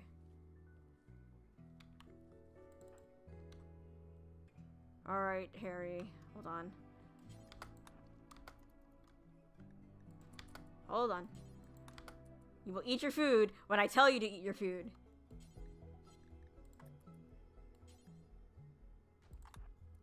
Though it doesn't affect ailments like carcinoma. Ah, yeah. I wonder if I should... I should set my drug policies now that I've seen job policies. New policy.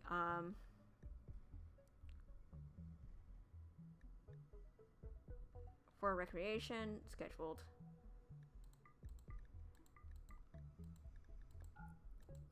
Yeah, we're drug policy 5. Actually, no, hold on.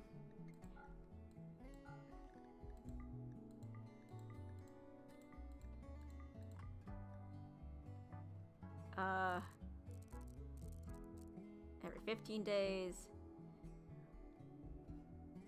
Frequency.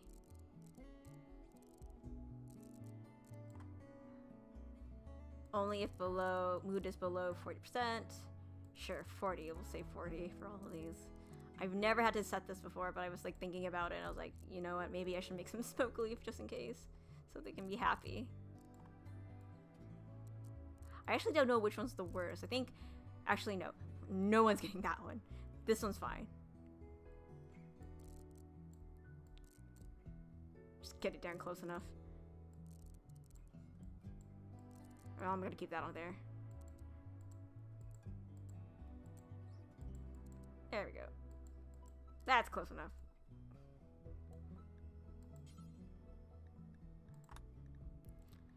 Okay, close. Alright, go ahead and eat then. Yum, yum, yum.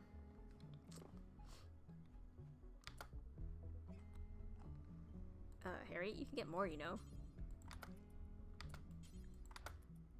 And there we go, cool. I can also get this flooring. So let's get the floor, remove the floor. And then, affair?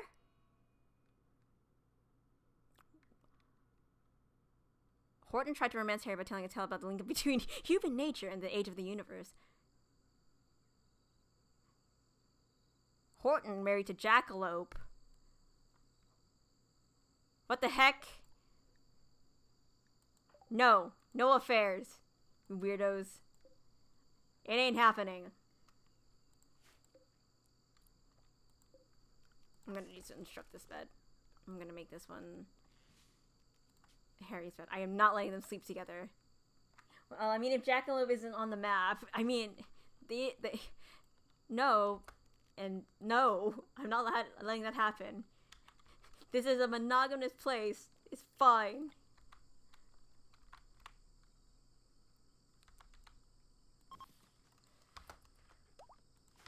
Alright, you. Oh, shoot, alright. He's probably a raider or something. We're good. Okay. I'm trying to think of a good name. Coqualium. Areta. Unliar. Fundulia. You know what? Fundilu. No, that's so hard to say. Mentalium. Immortality smiled upon by Randy. Ithna. Ithna's a cool name. Formanston. Ethelyn. Not Finn. Robert Hamlet. Mire on the plateau. Mirewood on the plateau. You know what? Yeah, Mirewood on the plateau. There you go, guys. Oh man, it's raining outside. It's coming down hard. Holy cow. I'm gonna build a copy over here. We're just gonna stick it out this way.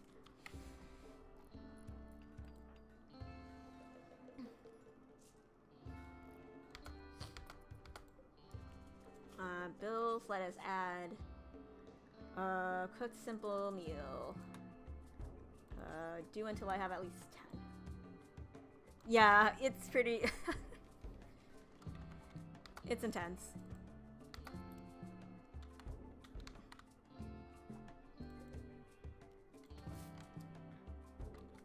$10 inches of rain. Yeah, it's... I don't know if that's a good thing or a bad thing, honestly.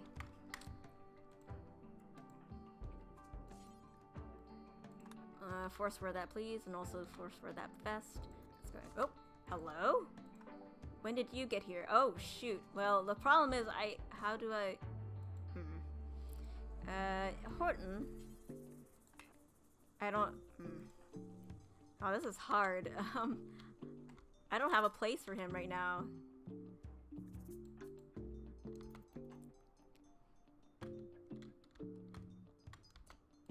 I guess you're gonna die, my dude.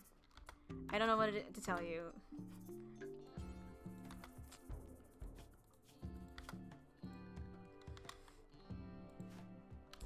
Yep, just bring that back. Poor dude. I'm so sorry, Chop. He's a space refugee too. Wait, how can I save him? He's a pigskin though. I don't have any way to capture him.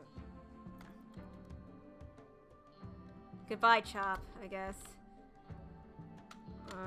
Let's see. Where am I gonna put the graveyard, actually? I usually put it near the edge. Embrace the darkness in my heart. Oh, I don't know about that. I don't want to embrace no darkness. Alright, there you go. The darkness is very deep, but I'm gonna be a-okay.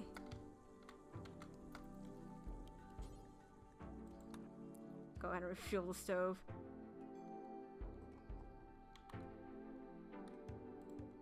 We're gonna build another coffee over here. Just keep making beds because I'm going to need a ton of them. Alright, go ahead and rest, my dude. I have what it takes. No, I don't. I'm okay. It's alright. We're all good. Nothing bad's gonna happen. No, I'm not ready. I can't be cruel. You can't tell me what to do. Voices in my head.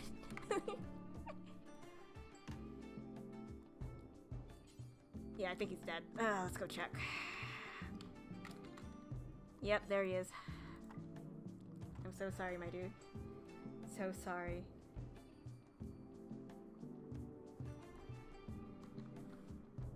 Now, who's gonna bury you? Also, who's working on what today? Keep doing plank cut, I think. Go ahead, dude. And then Horton's just gonna keep doing this for a while, and that means I can build up all my stuff. Structure, not marble wall. Bury. What? No, I'm not doing that. I'm going to be morally okay. Like, I'm not going to be morally questionable, like a questionable person, so it's okay. No, human meat. No, it's not. Leave me alone. Can't intrude on me right now, mister. Okay, so we're gonna put a steel door here, and we're gonna put a steel door here. Steel door right across, and right across, and then oh, my doggo is like, nope, fear. 1, 2, 3, 4, 5, 6. 1, 2, 3, 4, 5, 6. Okay, there we go. That sounds like hail. Holy cow. Oh, Alpaca 2's pregnant. Good job, Alpaca. Do what you need to do. Eat that grass. Actually, I need to make a different zone. I'll put this as animal feed. Holy cow, that's loud. Hello? Whoa! Holy cow. Help! Help! Oh, I should. Okay, set. Manage auto slaughter. It's hailing outside. Alright, so it is hailing. Christ. Yeah. Woof. I need to get my plants. Whatever, it's fine. They'll be okay. Pollution party. Ah, shoot. Alright, Horton. Wait, what does he have? Okay, cool. That's good. He has go juice. You know I can hear it chops. Let's see. We're going over here, I believe. Yeah, okay. Go out this way, Horton. You got it. I believe in you. Oh, shoot. Horton right here. Okay. Get him. Get him. Scoop-yag. Come on, man! I swear to God.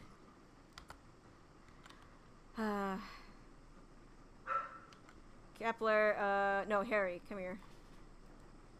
You may want to draft a new backup for backup punching. Yeah, no, I understand that. Come here, man. Disengage!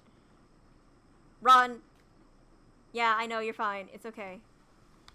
Harry. Harry! That's Horton! You idiot. Harry, wrong person. Who are you shooting? You're shooting at Horton! Oh my god! I've done melee only counties. Holy cow. Harry, I fucking swear. You got him. Keep going, Harry. Shoot him. Oh my god, Harry. Holy cow. Shut up. Shut up. It's okay. It's fine. Damn it. Frick. Alright, well, that sucks. Okay. You're getting this now. That's yours now.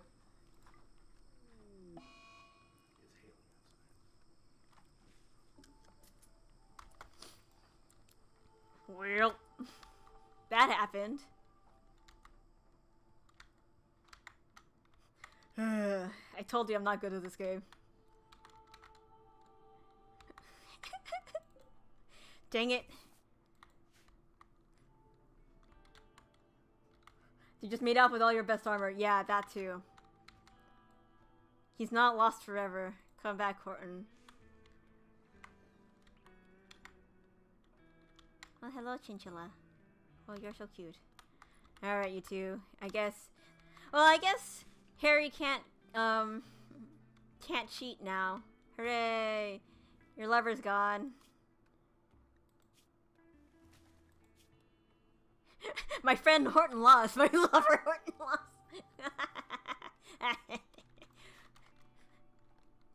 Alrighty then. Well, we'll see how long this lasts.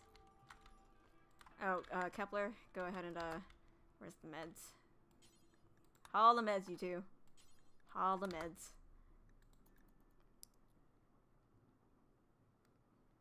Time to get depressed again. Ugh. Yeah, minor breakerous, I know. Harry's not happy. Let her play. Horseshoes will cheer her up. Go ahead and harvest that teak tree so that way it's out of the way.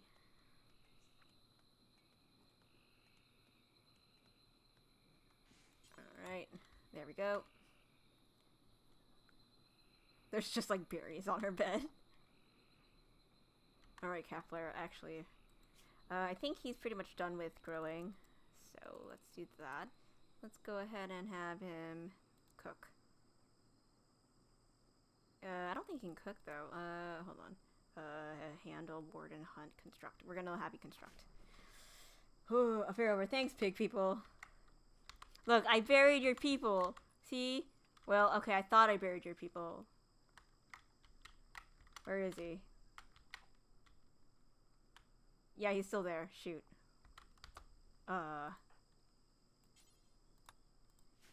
Hey, Harry. Touch this dead body, please. Just,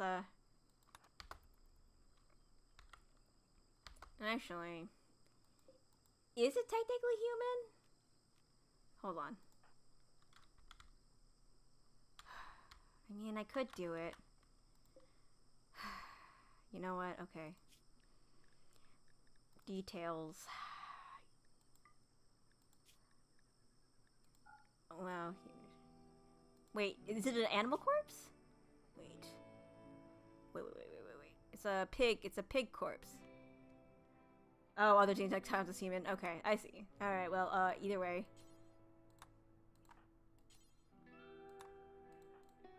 Okay, clear that work. Here, you, Kepler. Go ahead, do the thing. In the meantime, let's go grab more marble, because we need that marble. If you haven't freezed it and worked much, no, I play on ice. Oh, that's right.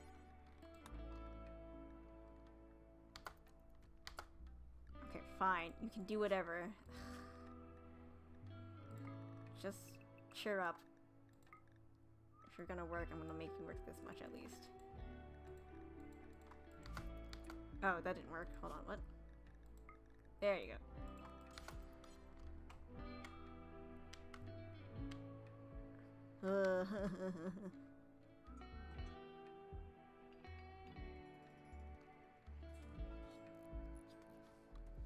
You may be depressed, but it's a-okay. Time to make kibble. It's okay. Kibble's fine. We're not gonna use human meat for this. It's lovely when I leave a body outside in full year and they're still there unspoiled and ready for processing. Christ.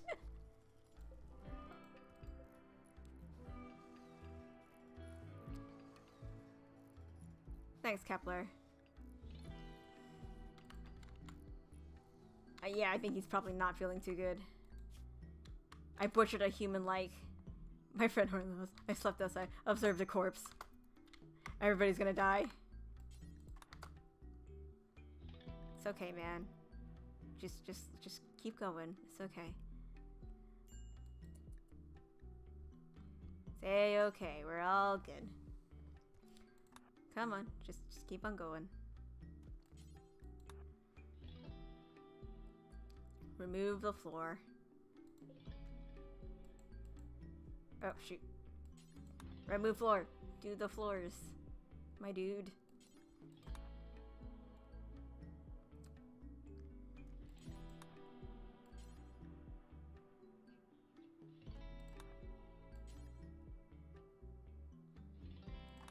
Nope, you're not going that way. You're going this way. Until all the floor is gone. I love the music though. I'm glad it's playing a whole lot. Sometimes it goes quiet, I'm just like, oh, where'd the music go? Come on.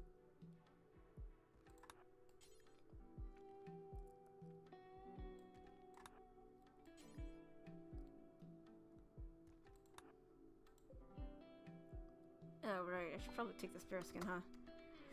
Well, hold on. Kepler. Oh. Oh, yeah. Go ahead and grab that.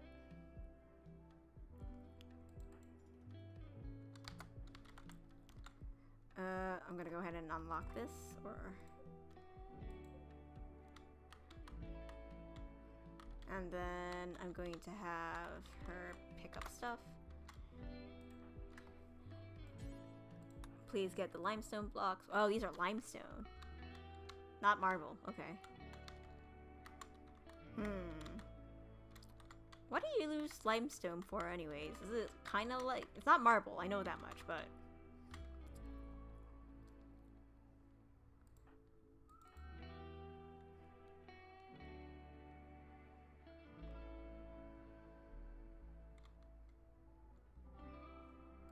Oh my gosh, everybody's gonna get really depressed. So depressed. When is this over? 29 days! Oh Christ. The worst stone types? I see. I guess, would it be good for art then?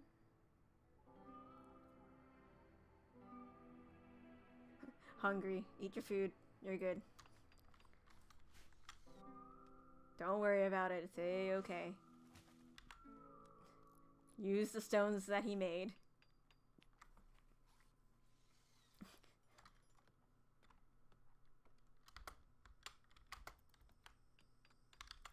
Good job.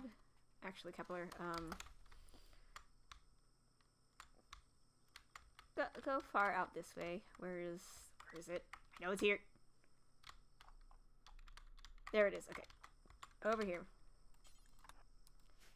And the slate tile, but that's a marble wall. Let's go, dude. Get your butt over here. Look at all these boors. Yeah, I feel like limestone would be really good for, like, art.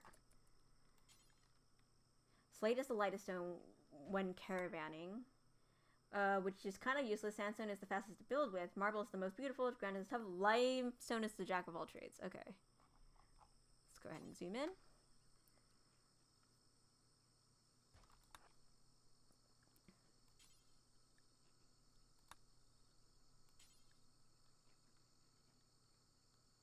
You got it, Kepler. Oh, right. I have to...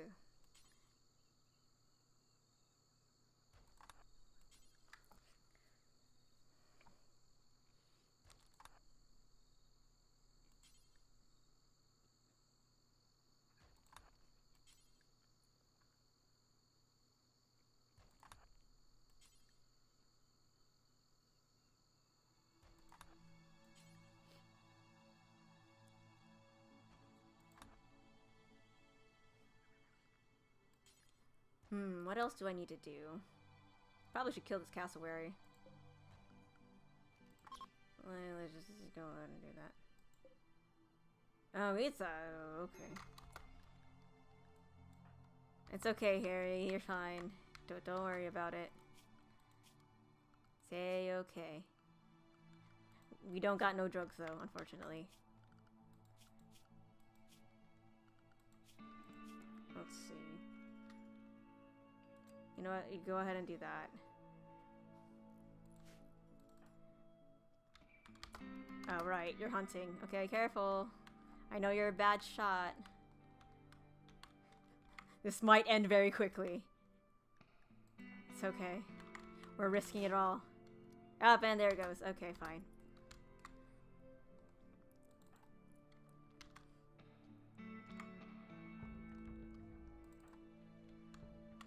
Is there more? Oh, I see. Okay. Let's go here. 3, 2, 1. 3, 2, 1. You can eat when I say you eat.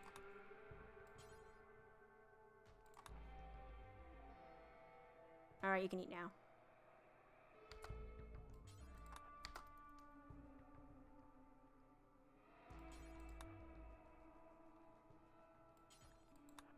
Grab all those blocks, please. Thank you very much. I made a cat gilbert that's melee only and super cold resistant. Literally naked. Not that they ever are, of course. Of course. Depression.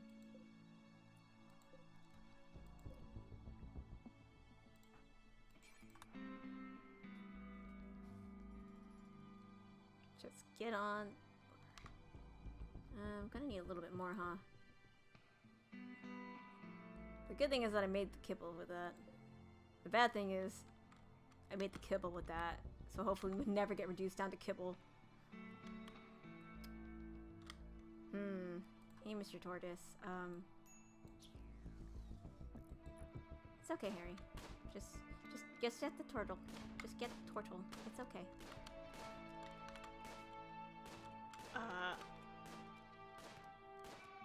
Seriously, Harry. Oh my god. Miss.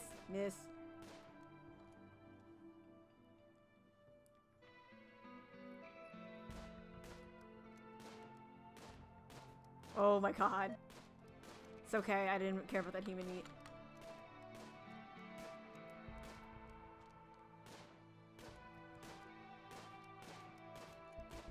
It's a tortoise!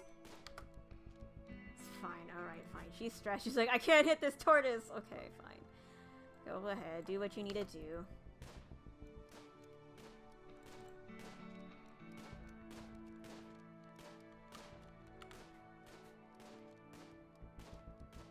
Okay, she shot it, and it's bleeding.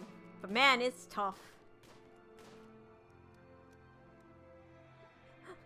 Lamau, come on. Just grab it. Just... Kepler, come here for a moment. Melee attack the tortoise. There you go. That's all you needed to do. Melee attack. There you go. Go ahead and relax socially.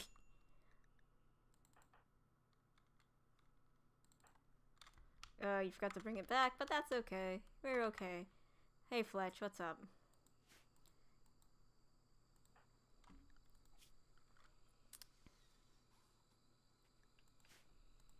What are you guys doing outside of the pen? Go back in the pen. Verdant shooting versus Chad melee. Yeah, no, I'm starting to see that now.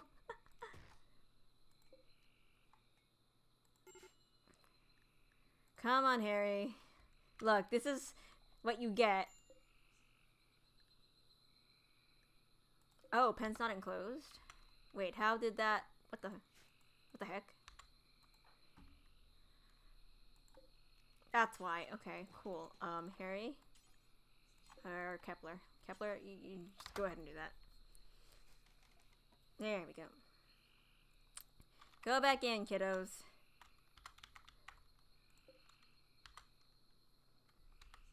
Oh my gosh. Yeah, no, they just like left and I was like, when did this happen?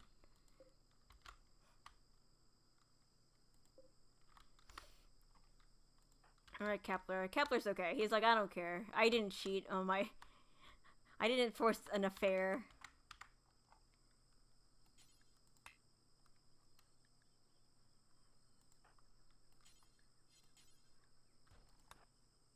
Come on, my dude. Alright, go ahead and eat.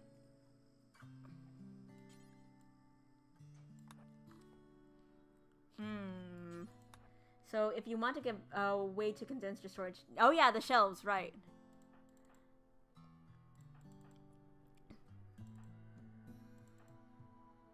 Gonna wait 1, 2, 3. Yeah, I should make shelves, huh? I got enough wood for that. Let's see. Furniture, yeah. Just make a lot of wooden shelves. I go right around here. 1, 2, 3. There and right there. Perfect. Go ahead, Kepler. Sad wanderer. Oh, there she goes. That's okay. You're fine.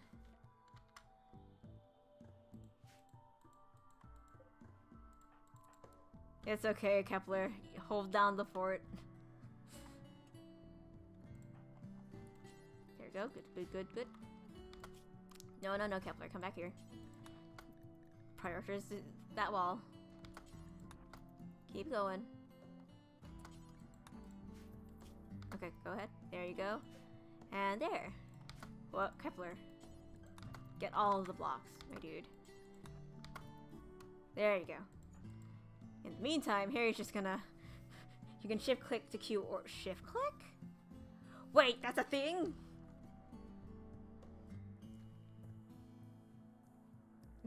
Kepler's trying to romance Harry. Oh god.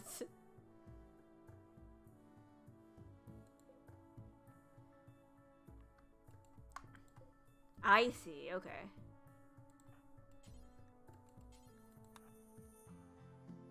Yeah, you're gonna need to cook, my dude. It's time to cook!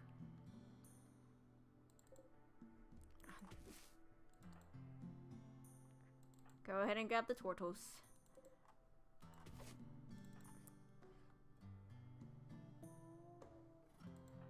There you are, Kepler. Well, at least she's eating.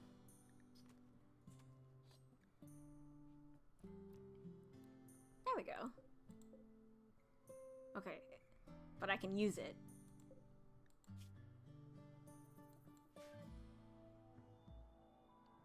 Yeah, alright. Alright, at least she's going to sleep.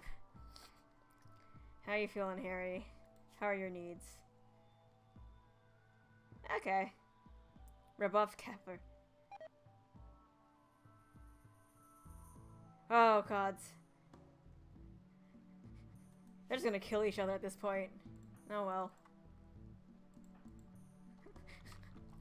The most horrible run in the world! Nothing went to plan.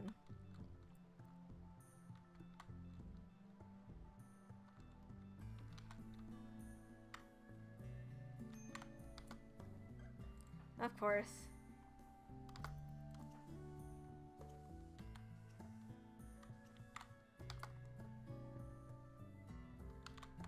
I'm gonna need to figure out where I can get more marble. That's uranium ore. Okay. Hold on. There's some jade over here somewhere. Alright, Kepler. You guys ready? At this point, I'm just gonna do this. Instant. Where is it? I think it's... Yep, there it is. Okay. It's time.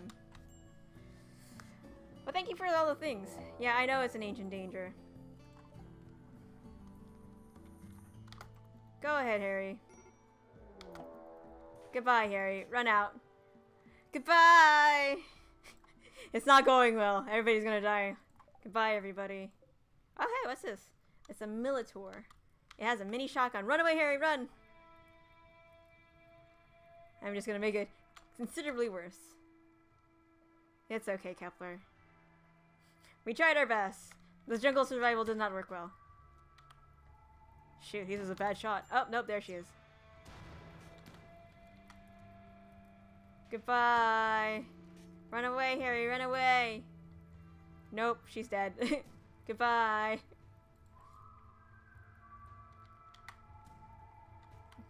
At least the animals are safe. Go! Harry, I'm sorry, but I'm also not sorry.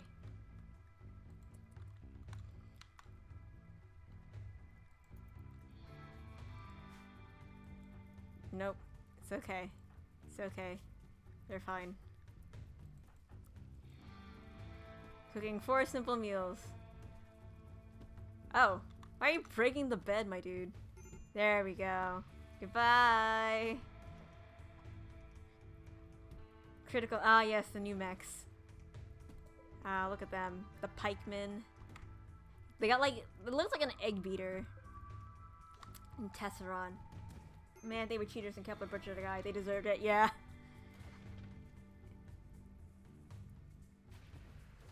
Get out of there, Kepler! Well, there he goes. Need doctor, need miner. There he is. He's Kepler's son? Hi, Decker. I don't know if this is gonna... Well, at least the rain has beat... Colonies need beds. There are no beds. They're all gonna die. Run away, Decker! Run away! Not the rice fields! Oh, there he goes. The good thing is it's raining. The bad thing is it's raining. Woo! Goodbye, Decker. 3, 2. Yep, he is on the ground.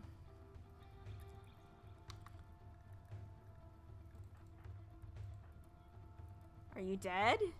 She's unconscious, but they ain't dead yet.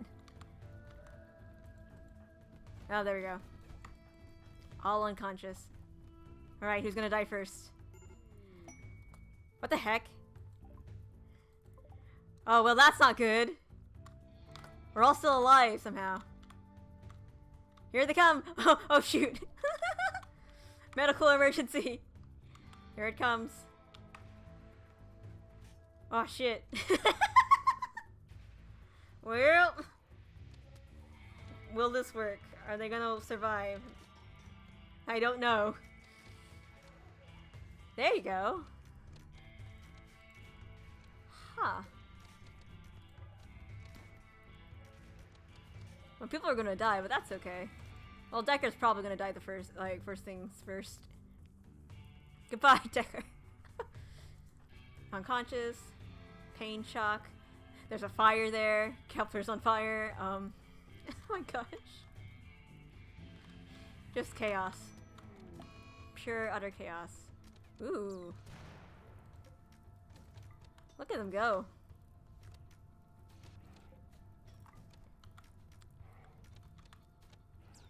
Everybody's like, what the heck? They're all healing. Yep. Decker, Kepler. What a horrible... It's gonna save you, father. Disease. Ah, I got picture them. Okay. Main menu. And there it is, guys. Woof. I come to save you, father. Ah, nope, dead. Dead, dead, dead. Alright, well, thank you for watching. That was a run I was expecting. Thank you, for coming by and giving me tips, though, Castellux. I really appreciate it. I hope you enjoyed the reading. I hope you have a good Halloween. If anybody who's been lurking around wants to, subscribe, like the video, that'd be super helpful. Yeah, thank you for coming.